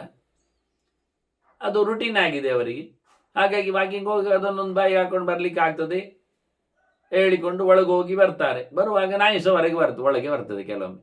ಮತ್ತು ಶೋ ಅಂತ ಹೇಳಬೇಕಾಗ್ತದೆ, ಜೋರು ಮಾಡಬೇಕಾಗ್ತದೆ. ಹಾಗೊಂದೊಮ್ಮೆ ನಾಯಿ ಒಳಗೆ ಬಂದರೆ ಕ್ರಮಬದ್ಧವಾಗಿ ಸಂಪ್ರೋಕ್ಷಣೆ ಆಗಬೇಕು. ಅಲ್ಲ, ನಾಯಿ ಬರಬಾರ್ದು ಅಂತ ಹೇಳಿದ್ದಲ್ಲ, ಒಂದು ಕಡೆ ಕತೆ ಆಯ್ತಲ್ಲ. ಅಲ್ಲಿ ಕತೆ ಇರುವುದು ಬೇರೆ ಬಿಡಿ. ಒಂದು ಹಕ್ಕಿಯನ್ನು ಹಿಡಿಲಿಕ್ಕೆ ಓಡಿ ಬಂದದ್ದು ನಾಯಿ. ಹಕ್ಕಿ ಏನು ಮಾಡಿತ್ತು, ಬದುಕುಳಿಲಿಕ್ಕೋಸ್ಕರ ದೇವಸ್ಥಾನದ ಒಳಗೆ ಓಡಿತು. ಇದು ಹಿಂಬದಿಯಿಂದ ಓಡಿಸಿಕೊಂಡು ಬಂದದ್ದೇ ಅಲ್ಲ. ಆಗ ಕೊನೆಗದು ಓಡಾಡಿಕೊಂಡದ್ದು ಕೊಡಿಮರದ ಹತ್ತಿರದಲ್ಲಿ ಬಿದ್ದು ಸತ್ತಿದ್ದು ಅಂತ ಇಟ್ಕೊಳ್ಳುವ. ಅದಕ್ಕೆ ಇದು ಬಂತು, ಎಂತ ವಿಮಾನ ಬಂತು. ವಿಮಾನದಲ್ಲಿ ಹೊರಟೋಯ್ತು. ಕಥೆ ಅಂತ ಕೇಳಿದರೆ ಸಾಯಿ ಹೊತ್ತಿನಲ್ಲಿ ದೇವರಿಗೆ ಪ್ರದಕ್ಷಿಣೆ ಮಾಡಿದ್ದರಿಂದ ಹದ್ದು ಮೇಲಕ್ಕೆ ಹೋಯಿತು. ನಾಯಿ ಸಹ ಮತ್ತೆ ಓಡಾಡಿಸಿಕೊಂಡು ಬಂದದ್ದು ಕೊನೆಗೆ ಹಿಡಿಲಿಕ್ಕೆ ಹೋಗಿ ಜಾರಿ ತಪ್ಪಿ ಬಿದ್ದು ಕೊಡಿಮರದ ಹತ್ತಿರ ಅದಕ್ಕೆ ಮಂಡೆ ತಾಗಿ ಅದು ಸತ್ತಿತು. ಕೊನೆಗೆ ನೀವು ಹಾಗೆ ಶಾಲೆ ಬರದ್ರಿ, ಸಾಯಿ ಹೊತ್ತಿನಲ್ಲಿ ಮತ್ತೆ ದೇವಸ್ಥಾನಕ್ಕೆ ಉದ್ದನೆ ನಮಸ್ಕಾರ ಮಾಡಿಕೊಂಡು ಸತ್ತ ನಾಯಿಗೂ ಸಹ ಸ್ವರ್ಗ ಆಯಿತು ಅಂತ. ಅದು ನಾಯಿ ಬಂತು ತಪ್ಪೆ ಅಂತ ಹೇಳೋದು ಅಂತ ಕೇಳ್ತೀರಿ ಅಲ್ಲ. ಅದೇ ಕೇಳಿದ್ದು. ಇದೆಲ್ಲ ಜನ್ಮಾಂತರದ ಏನೋ ಸಂಬಂಧದ ಕಥೆಗಳು. 6 ತಿಂಗಳ ಸಾಧನೆಯಲ್ಲಿ ಧ್ರುವನಿಗೆ ದೇವರು ಕಂಡ ಹಾಗೆ. ನಾವು ಕಳೆದ ಬಾರಿ ನೋಡಿದ್ದೇವೆ, ಶ್ವೇತದ್ವೀಪದಲ್ಲಿ ದೇವರು ಕಾಣುವುದು ಎಷ್ಟು ಅಸಂಭವ ಅಂತ. ಯಾರಿಗಾದ್ರು ಗುರು ಬೃಹಸ್ಪತಿ ಆಚಾರ್ಯರೇ ಬೊಬ್ಬೆ ಹೊಡೆದ್ರು, ಗೋಗರೆದ್ರು, ದೇವರು ಯಾಕೆ ನನಗೆ ಕಾಣುವುದಿಲ್ಲ ಅಂತ. ನಾವು ಉಳಿದವರ ಕಥೆ ಅಂತ ಹೇಳುದು. ಅದನ್ನ ದೇವರಿಗೆ ಇಷ್ಟ ಬಂದಾಗೆ ಯಮೇವೇಶ ವೃಣತೆ ತೇನ ಲಭ್ಯ ಅಂತ. ಹೀಗಾಗಿ ಚೋರ ಚಂಡಾಲಪತಿದ ಶೋಧಕ್ಯಾದಿ ಪ್ರವೇಶನೆ ಅಂತೇಳಿ ಉದಕಿಯ ನೀರು ಹೊತ್ತವಳು, ನೀರು ಬಿಟ್ಟವಳು, ಒಟ್ಟಾರೆ ಏನೇ ಇರಲಿ ಅರ್ಥ, ಕೆಟ್ಟ ನೀರಿನವಳು ಅಂತ ಅರ್ಥ. ಅದನ್ನೆಲ್ಲ ಹೇಳುವುದು ಯಾಕೆ ನಾನು. ಹಾಗಾಗಿ ಇಂಥವಳು ಅಸ್ಪೃಶ್ಯಳು. ಅದರಂತೆ ಮರದಲ್ಲಿನ ಮೇಣ ಅದು ಒಳ್ಳೆಯದಲ್ಲ, ಅದು ಅಸ್ಪೃಶ್ಯ. ಹೇಳುವಾಗ ಅವರು ಹೇಳುದು, ಬೆಟ್ಟದಲ್ಲಿ ಬಂದಿರತಕ್ಕ ಧಾತು ಶಿಂಬ ಅದು ಉಪ್ಪುಮಯ, ಉಪ್ಪು ರೀತಿ ಇದ್ದದ್ದು ಒಂದು ದೃಷ್ಟಿಯಿಂದ, ಅದು ಮೈಲಿಗೆ. ನೆಲದಲ್ಲಿ ಬಂಜರು ಭೂಮಿಯಲ್ಲಿ ಕೆಲಸ ಮಾಡಲಿಕ್ಕಿಲ್ಲ, ಒಳ್ಳೆಯದಲ್ಲ ವಿಷಯ ಅದು, ಅದು ಹಾಡು, ಅದರದ್ದು ಗಲೀಜು ಅಂತ ಅರ್ಥ. ಇಷ್ಟು ಸ್ಪಷ್ಟವಾದ ಮಾತು ಬಂದ ನಂತರ ಅವರು ಮನೆಯಲ್ಲಿ ಇರಬಹುದು, ಮಿಂದು ಬಂದರೆ ಮದುವೆ ಆಗ್ತಾರೆ, ಅರಸಿನ ಹಚ್ಚಿಕೊಂಡ್ರೆ ಶುದ್ಧರವರು, ಹೇಳದಿದ್ರೆ ಆಯಿತು, ತಲೆಗೆ ಸ್ನಾನ ಮಾಡಿ ಬರಲಿ, ಮತ್ತು ಅಡುಗೆ ಮಾಡಲಿಕ್ಕೆ ತಪ್ಪಿಲ್ಲ, ದೇವರ ಕೋಣೆಗೆ ಹೋಗೋದಿದ್ರೆ ಸಾಕು, ಅವರು ತೆಂಗಿನಕಾಯಿ ಹೆರಿಬಹುದು, ತೆಂಗಿನಕಾಯಿ ಸಿಪ್ಪೆ ಸುಲಿಬಹುದು, ಅವರು ತರಕಾರಿ ಅಂಗಡಿ ಅಂತಂದು ತರಕಾರಿ ಹಚ್ಚಿಕೊಡ್ಬೋದು, ಅವರು ಮಕ್ಕಳನ್ನು ನೋಡಿಕೊಳ್ಳಲಿಕ್ಕೆ ಬರ್ತದೆ, ಮಕ್ಕಳಿಗೆ ಆಗ್ತದೆ, ಅವರು ಗಂಡನೊಟ್ಟಿಗೆ ಮಲಗಲಿಕ್ಕೆ ಬರ್ತದೆ. ಮತ್ತು ಬೇರೆ ಯಾರ ಹತ್ರ ಮಲಗ್ತಾರದು, ಅತ್ತೆ ಮಾವನ ಪಕ್ಕದಲ್ಲಿ ಮಲಗ್ತಾರೆ. ಅಂದರೆ ಗಂಡನಿಗೆ ಎಲ್ಲರೂ ಮಡಿಯೇ ಅಥವಾ ಅವರಿಗೆ ಗಂಡ ಮಡಿಯೇ? ಇದು ಯಾರು ಹೇಳೋದು, ಯಾರ ಪಾಠ, ಯಾರ ಕಥೆಯಲ್ಲಿ ಕೇಳೋದು? ಭಾರತ ಸ್ಪಷ್ಟವಾಗಿ ಅಸ್ಪೃಶ್ಯಾಹ ಅಂತ ಹೇಳಿದ ನಂತರ ಮತ್ತೆ ನಾವು ಚರ್ಚೆ ಮಾಡಲಿಕ್ಕಿಲ್ಲ. ಶಾಸ್ತ್ರೇಶು ಭಾರತಂ ಸಾರಂ, ಸರ್ವಶಾಸ್ತ್ರಗಳ ಪ್ರಧಾನವಾದ ಸ್ಥಾನಮಾನ ಪಡೆದದ್ದು ಮಹಾಭಾರತ. ಮಹಾಭಾರತದ ನಂತರದಲ್ಲಿ ನೀವು ಯಾರು ಏನು ಬೇಕಾದರೂ ಚರ್ಚೆ ಮಾಡಲಿಕ್ಕೆ ಬರುವುದಿಲ್ಲ, ಹೊಡೆದಾಡಿಕೊಳ್ಳಿಕ್ಕೆ ಆಗುವುದಿಲ್ಲ. ಇದಕ್ಕೆ ವಿರುದ್ಧವಾದದ್ದನ್ನು ಒಪ್ಪಲಿಕ್ಕೆ ಬರುವುದಿಲ್ಲ, ಇದಕ್ಕೆ ವಿರೋಧ ಆಗದಂತೆ ಯಾವುದನ್ನು ಬೇಕಾದರೂ ಎಳೀಲಿಕ್ಕೆ ಬರ್ತದೆ. ಇಷ್ಟೊಂದು ಸತ್ಯ. ಇಷ್ಟೊಂದು ಮಾಡಿಕೊಂಡ್ರೆ ಪಂಚಮ ವೇದಕ್ಕೆ ಹೇಳಿಕೊಂಡಿರುವ ಸ್ಥಾನಮಾನದಿಂದ ನಾವು ವೈದಿಕರಾಗಿ ವೇದೋಕ್ತವಾದ ಸ್ಥಾನಮಾನವನ್ನು ಸದ್ಗತಿಯನ್ನು ಪಡೀಲಿಕ್ಕೆ ಬರ್ತದೆ. ಇಲ್ಲಾದರೆ ಅಧೋಗತಿಯೇ ಗತಿ, ಮತ್ತೇನು ಹೇಳಲಿಕ್ಕೆ ಬರುವುದಿಲ್ಲ. ಕೃಷ್ಣ ಹೇಳಿದಾಗೆ ಮಾಮ ಪ್ರಾಪೈವ ಅಂತ ಹೇಳಿಕೊಂಡಾಗೆ ಮೇಲಕ್ಕೆ ಹೋಗದೆ ಸತೇ ಹಾಳಾಗಿ ಹೋಗ್ತಾನೆ ಹೇಳುವುದಷ್ಟೇ ಹೊರತು ಶಾಸ್ತ್ರವಿಧಿ ಉತ್ಸೃಜೆ ಬರ್ತದೆ ಕಾಮಕಾರದ ನ ಸ ಸಿದ್ಧಿ ಮಾಪ್ರ ನ ಸುಖಂ ನ ಪರಾಂಗತಿ. ಯಾವ ಕಾಲದಲ್ಲಿ ಅವನಿಗೆ ಉತ್ತಮವಾದ ಗತಿ ಇಲ್ಲ ಅಂತ ಕೃಷ್ಣ ಸಾರಾಸಗಟ್ಟಾಗಿ ಹೇಳಿಬಿಟ್ಟಿದ್ದಾನೆ. ಕೇಳಲಿಕ್ಕೆ ಬರ್ತದಾದ್ರೆ ಕೇಳಲಿಕ್ಕೆ ಬರ್ಬೋದು ಅಷ್ಟೆ, ಅದರ ಆಚೆಗೆ ಏನಿಲ್ಲ. ಹೀಗೆ ಬಹಳ ಚಂದವಾಗಿ ಆದ್ರಿಂದಲೇ ಹೇಳ್ತಾರೆ ಇವರು, ತಸ್ಮಾತ್ ಹವಿಹಿ ಅಲವಣಂ ಪಚ್ಯತೆ. ನಾವು ಹವಿಸ್ಸಿಗೆ ಉಪ್ಪು ಹಾಕದೆ ದೇವರಿಗೆ ಸಮರ್ಪಣೆ ಮಾಡುವುದು ಅದಕ್ಕೆ. ಇಲ್ಲಾದರೆ ಸಮರ್ಪಣೆ ಮಾಡುವ ಉಪ್ಪು ಹಾಕಿ ಸಮರ್ಪಣೆ ಮಾಡ್ಬೋದಿತ್ತಲ್ಲ. ದೇವರ ನೈವೇದ್ಯವನ್ನು ಅಗ್ನಿ ಹಾಕತಕ್ಕಂಥ ಆಹುತಿಯನ್ನು ಉಪ್ಪು ಹಾಕಿ ಹಾಕಿ ಮಾಡುವುದಿಲ್ಲ. ಅದನ್ನು ಉಪ್ಪು ಹಾಕಿ ಮಾಡಿದ್ದು ಮಡಿಗೆ ಬರುವುದಿಲ್ಲ, ಅಸ್ಪೃಶ್ಯವಾಗಿದೆ ಅಂತ ಭಾಳ ಚಂದವಾಗಿ. ಈಗೆಲ್ಲ ನಾವು ಅಡುಗೆ ಎಲ್ಲ ಮಾಡಿ ಹಾಕುವುದಿಲ್ಲ, ದೇವರಿಗೆ ಫಲಾವೇ ಸಮರ್ಪಣೆ ಇಡುವುದಿಲ್ಲವ, ಮತ್ತು ದೇವರಿಗೆ ವಡೆ ಎಲ್ಲ ಹಾಕುವುದಿಲ್ಲವ ಎಲ್ಲ ಕೇಳುತ್ತಾರೆ. ಅದಕ್ಕೆ ಕೊಟ್ಟದ್ದು ಹವಿಸ್ಸು ಅಂತ ಕೊಟ್ಟದ್ದು. ಅಗ್ನಿಗೆ ಹಾಕುವ ಆಹುತಿಯಲ್ಲಿ ನಾವು ಅಗ್ನಿಗೆ ಪಲಾವೆಲ್ಲ ಹಾಕುವುದಿಲ್ಲ, ಅಗ್ನಿ ಆಹುತಿ ಕೊಡುವಲ್ಲಿ. ಮತ್ತು ಚಿತ್ರಾನ್ನವೊಮ್ಮೆ ಹೇಳಿದ್ದೀರಿ ನೀವು ಇದಕ್ಕೆ ಬಂದಾಗ, ಧಾತ್ರಿ ಹವನಕ್ಕೆ ಬಂದಾಗ, ವನಭೋಜನಕ್ಕೆ ನಿಂತಾಗ ಅಂತ ಹೇಳ್ತೀರಿ. ಆದರೆ ನಾನು ಉಪ್ಪು ಹಾಕಲಿಕ್ಕೆ ಹೇಳಿದ್ನಾಗ ಇಲ್ಲ, ಚಿತ್ರಾನ್ನ ಅಷ್ಟೇ ಅದು, ಹೊರತುಪಡಿಸಿ ಅದು ನಾವಿವತ್ತು ತಿನ್ನುವ ಹಾಗೆಲ್ಲ ಇರುವ ಚಿತ್ರಾನ್ನ ಅಂತ ಏನು ಹೇಳಲಿಲ್ಲ. ಹರಿದ್ರ ಅನ್ನದ ಹಾಗೆ ಇರಲಿ, ತುಂಬ ಕಲೀಲಿಕ್ಕಿದೆ ಬಿಡಿ.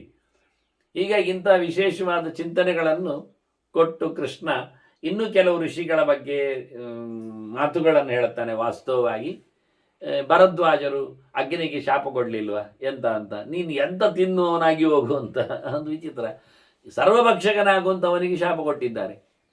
ಪಾಪ ಅವನ ಅನಿವಾರ್ಯ, ಎಲ್ಲವನ್ನು ನುಂಗಬೇಕಾಗತ್ತೆ, ಎಲ್ಲದ ಇಲ್ಲಾದ್ರೆ ಹಿಂದೋಗ್ತಿದ್ದವ, ಬೇಡದಿದ್ದದ್ದನ್ನೆಲ್ಲ ಕಚ್ಚದಿರಲಿಲ್ಲ, ಅಗ್ನಿ ಬೆಂಕಿ ಹಿಡಿತಿರಲಿಲ್ಲ.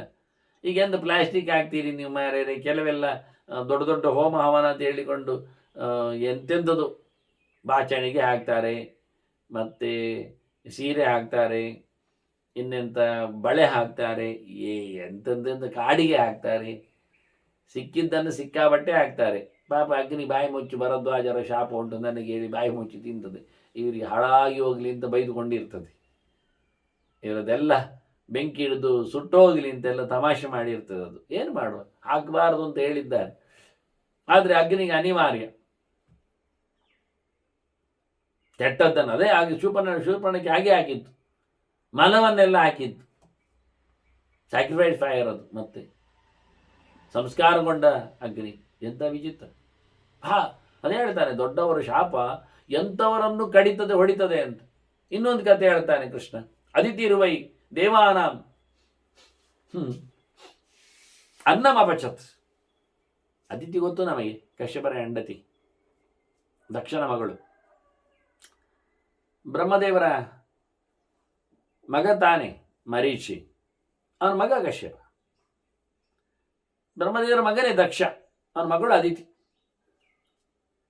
ಅಂದರೆ ಎರಡನೇ ಬಾರಿ ದಕ್ಷ ಹುಟ್ಟಿ ಬಂದಾಗ ಆದದ್ದು ಇರಲಿ ಕತೆ. ಹಾಗಾಗಿ ಅವಳು ದೇವತೆಗಳಿಗೆ ಅನ್ನ ಮಾಡಿದ್ಲಂತೆ ಬೇಯಿಸ್ಲಿಕ್ಕೆ. ನೋಡಿ, ಅಮ್ಮ ತನ್ನ ಮಕ್ಕಳಿಗೆ ಅನ್ನ ಮಾಡಿಲ್ಲ ಬೇಯಿಸಿ. ಎಂಥದ್ದಕ್ಕೆ ಇದೊಂದು ಕತೆ ಆಗೋದೇ, ನಮಗದು ಗೊತ್ತೇ ಇಲ್ಲಲ್ಲ ಮಾರೆ. ದೇವತೆಗಳಿಗೆಲ್ಲ ಅನ್ನ ಮಾಡಿ ಹಾಕ್ತಾರಲ್ಲಿ, ಅಮ್ಮನೇ ಅನ್ನ ಮಾಡುದಾ? ಮತ್ತು ಅಡಿಗೆಯವರೆಲ್ಲ ಇಲ್ಲವಾ? ಅಡಿಗೆಯವರು ಅನ್ನ ಮಾಡಿದ್ದೆಲ್ಲ ಊಟ ಮಾಡೋದಿಲ್ಲ. ಇಲ್ಲಿ ವಿಷಯ ಅಂತ ಅಂದರೆ ನೋಡಿ, ಅದಿತಿಯ ಕತೆ. ಅವಳು ಯೋಚನೆ ಮಾಡಿ, ಒಬ್ಬ ಹೆಂಗಸು ಅನ್ನ ಮಾಡಿದ್ದಾಳೆ. ಯಾಕೆ ಕೇಳಿದರೆ, ತದ್ಭುಕ್ತ್ವ ಅಸುರಾನ್ ಹನಿಷ್ಯಂತಿ ಅಂತ. ಅವಳ ಅಡುಗೆಯಲ್ಲಿ ಏನೋ ಒಂದು ಜಪ ಮಾಡಿ ಮಾಡ್ತಾ ಇದ್ದಾಳೆ ಅಂತ ಅರ್ಥ. ಅವಳ ಇಂಟೆನ್ಷನ್ ಏನು ಕೇಳಿದರೆ, ಇದನ್ನು ತನ್ನ ಮಕ್ಕಳಿಗೆ ತಿನ್ನಿಸಿ ತನ್ನ ಸೋದರಿ ಮಕ್ಕಳನ್ನು ಅವರು ಸಾಯಿಸಬೇಕು ಅಂತ. ದೇವತೆಗಳಿಗೆ ವಿರುದ್ಧ ಯಾರು? ದೈತ್ಯರು, ಅಸುರರು. ಅವರು ಯಾರು? ದಿತಿಯ ಮಕ್ಕಳು. ದಿತಿ ಯಾರು? ಅದಿತಿಯ ಸೋದರಿಯೇ. ಅದಿತಿ, ದಿತಿ, ಧನುವಿನಲ್ಲಿ ದಾನವರು ಬಂದದ್ದು. ಅದನ್ನ ದೈತ್ಯರು, ದಾನವರು ಇವರೆಲ್ಲ ವಿರೋಧ ಪಕ್ಷದವರು. ಒಂದು ಅತಿಥಿಗೆ ಎಷ್ಟು ವಿರೋಧಿಗಳು ನೋಡಿ. ಒಂದು ಅಕ್ಕನ ಮಕ್ಕಳಿಗೆ ಒಂದು ತಂಗಿಯಷ್ಟು ತಂಗಿಯ ಮಕ್ಕಳೆಲ್ಲ ವಿರೋಧಿಗಳು ನೋಡಿ, ಪಾಲುದಾರರು. ಇನ್ನು ಮುಂದಕ್ಕೆಲ್ಲ ಅಪ್ಸರೆಯರೆಲ್ಲ ಹುಟ್ಟಿದ್ದಾರೆ ಇವರ ಬದುಕಿನಲ್ಲಿ. ದೇವತೆಗಳಿಗೆ ಫಾರ್ ಇದ್ದಾರೆ ಇವರು, ಇರ್ಲೇನಲ್ಲ. ಕಾಷ್ಟ, ಅರಿಷ್ಟ ಇಲ್ಲಿ ಗಂಧರ್ವರೆಲ್ಲ ಬಂದಿದ್ದಾರೆ, ಫಾರ್ ಇದ್ದಾರೆ. ವಿರೋಧಿಗಳು ಫಾರ್ಗಳು ಇದ್ದಾರೆ, ಅಕ್ಕ ತಂಗಿಯರ ಮಕ್ಕಳು ಗಲಾಟೆ. ಆದ್ರಿಂದ ತನ್ನ ತಂಗಿಯ ಮಕ್ಕಳು ಸಾಯಲಿಕ್ಕೆ ಇವಳು ಅನ್ನವನ್ನು ಬೇಯಿಸಿಟ್ಟಿದ್ದಾಳೆ. ದೇವತೆಗಳು ಅದನ್ನು ತಿಂದು ದೈತ್ಯರನ್ನು ಬಡಿಬೇಕು ಅಂತ. ಇದರ ಎಡೆಯಲ್ಲಿ ಬುಧ ಬಂದಿದ್ದಾನೆ, ಚಂದ್ರನ ಮಗ. ಅವನೆಂಥದ್ದು ಒಂದು ವ್ರತ ಮಾಡಿದ್ದಾನೆ. ಆ ವ್ರತದಲ್ಲಿ ಏನು ಕೇಳಿದರೆ, ಒಂದು 4 ಹೆಂಗಸರಲ್ಲಿ 4 ಒಂದೇನು ಹೇಳಿ, ನಾನು ಹೇಳೋದು ಕತೆ ಹಾಗಿರ್ತದೆ ಅಂತ. ಒಳ್ಳೆ ಪತಿವ್ರತೆ ಹೆಂಗಸಿನ ಮನೆಯಲ್ಲಿ ಹೋಗಿ ಅನ್ನ ತಗೊಂಡು ತಿಂದಿದ್ರೆ ವ್ರತ ಸಮಾಪ್ತಿ ಅಂತ ಅರ್ಥ. ಅವರು ಉಪವಾಸ ವ್ರತ ಇರ್ಬೋದು. ಅಥವಾ ಬುಧನ ಮನೆಯಲ್ಲಿ ಯಾಕೆ ಅನ್ನ ಬೇಯಿಸ್ಲಿಲ್ಲ ಕೇಳಲಿಕ್ಕೆ ನನ್ನ ಹತ್ರ ಬರಬೇಡಿ, ಅಂದ್ರೆ ಟೋಟಲಿ ಕಥೆಯನ್ನು ಕೇಳಿ ಗಮ್ಮತ್ತಿರ್ತದೆ. ಬುಧ ಏನು ಮಾಡಿದ? ಬುಧ ವ್ರತಸ್ಯ ಸಮಾಪ್ತೋ, ಅವನು ಮಾಡಿದ ಒಂದು ವ್ರತ. ಯಾವ ವ್ರತ ಹೇಳಿ ಕೊಡಲಿಲ್ಲ ನಮಗೆ. ಬುಧ ಮಾಡಿದ ವ್ರತ ಯಾವುದು ಅಂತ.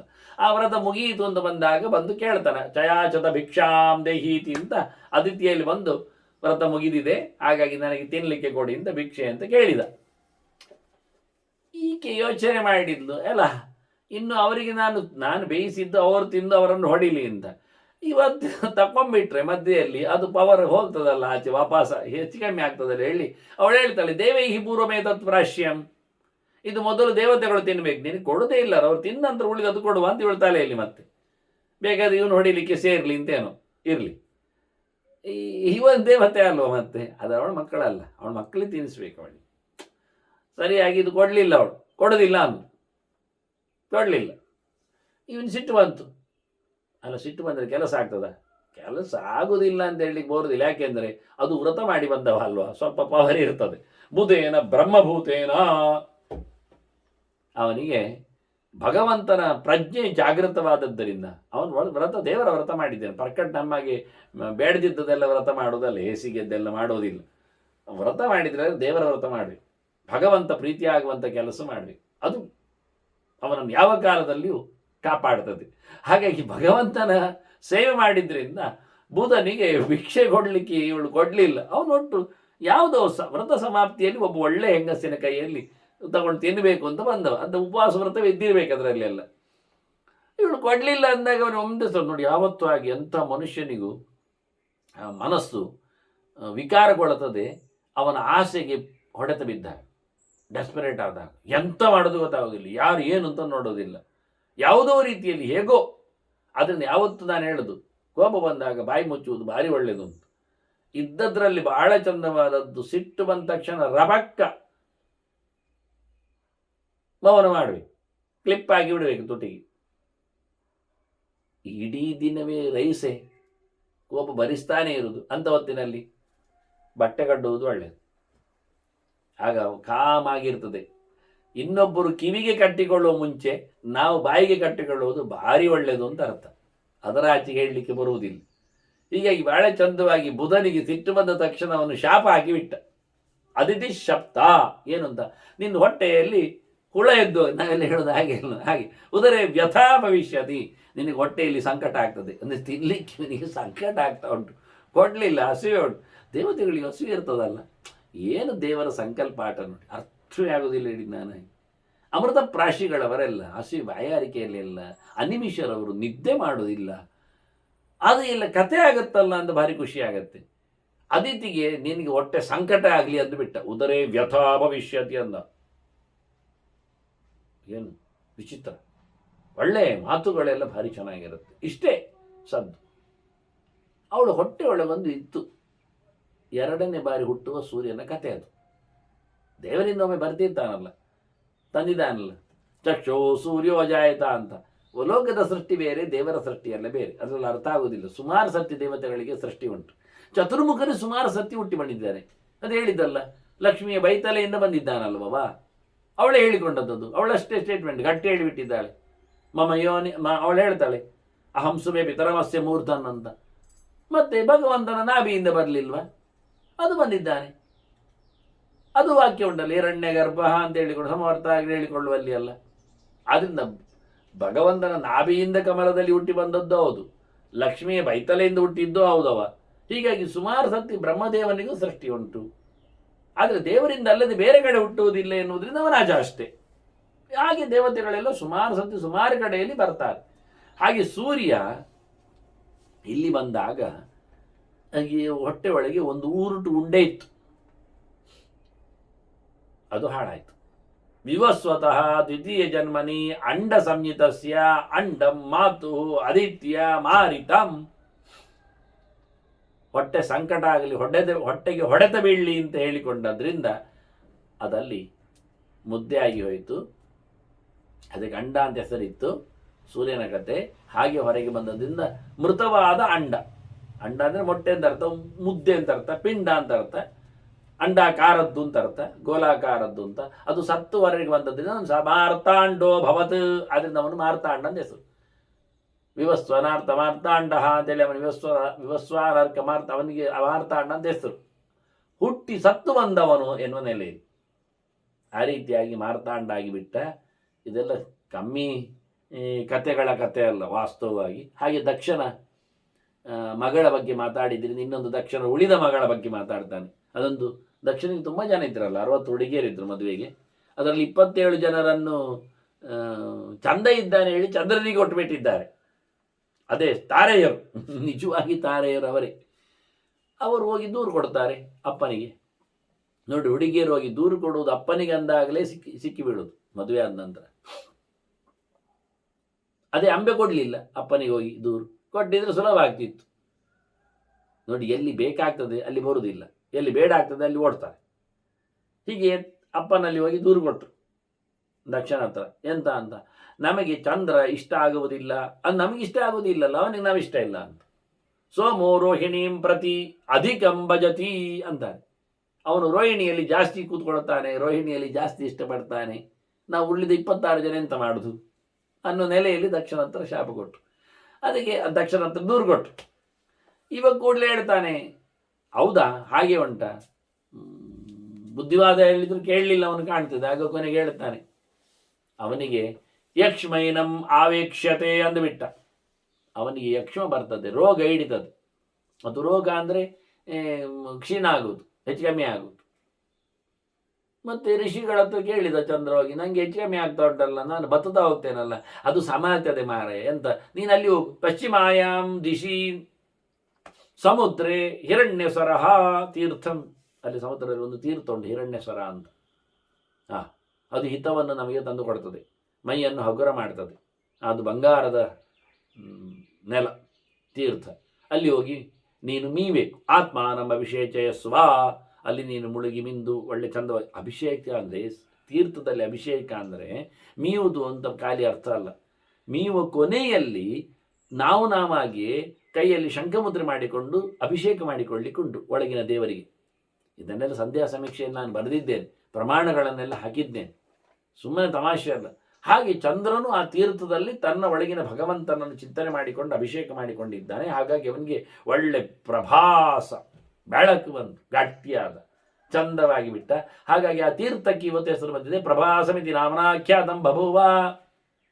ಪ್ರಭಾಸ ಅಂತ ಹೆಸರು ಬಂತು.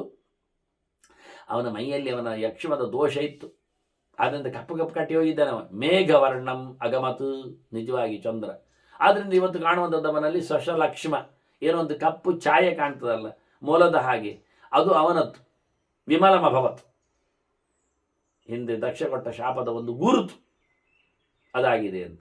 ಹೀಗೊಂದಲ್ಲಿ ಕತೆ ಹೇಳ್ತಾರೆ. ಮತ್ತೊಂದು ಪುರಾಣದಲ್ಲಿ ಕತೆ ಬಂದಾಗ ಅದು ಅವನು ತಾರೆಯನ್ನು ಮುಟ್ಟಿದ್ದಕ್ಕೆ ಬೃಹಸ್ಪತಿ ತಾರೆ ಅವನಿಗೆ ಶಾಪ ಹಾಕಿದ ಕತೆ ಅದು. ಅದು ತಾರೆಯಿಂದಾಗಿ ಅವನಿಗೆ ಆದಂತಹ ಒಂದು ಚಿಹ್ನೆ, ಬ್ಲ್ಯಾಕ್ ಸ್ಪಾಟ್ ಅನ್ನೋ ನೆಲೆಯಲ್ಲಿ ಅವನ ಚರಿತ್ರೆಯಲ್ಲಿ ಆದ ಒಂದು ಕಳಂಕ ಅಂತ ಹೇಳಿಕೊಂಡು ಅವಳ ಶಾಪದಿಂದ ಆದದ್ದು ನಿನಗೆ ಬರಲಿ ಅಂತ. ಹೀಗೆ ಅನೇಕ ರೀತಿಗಳಿಂದ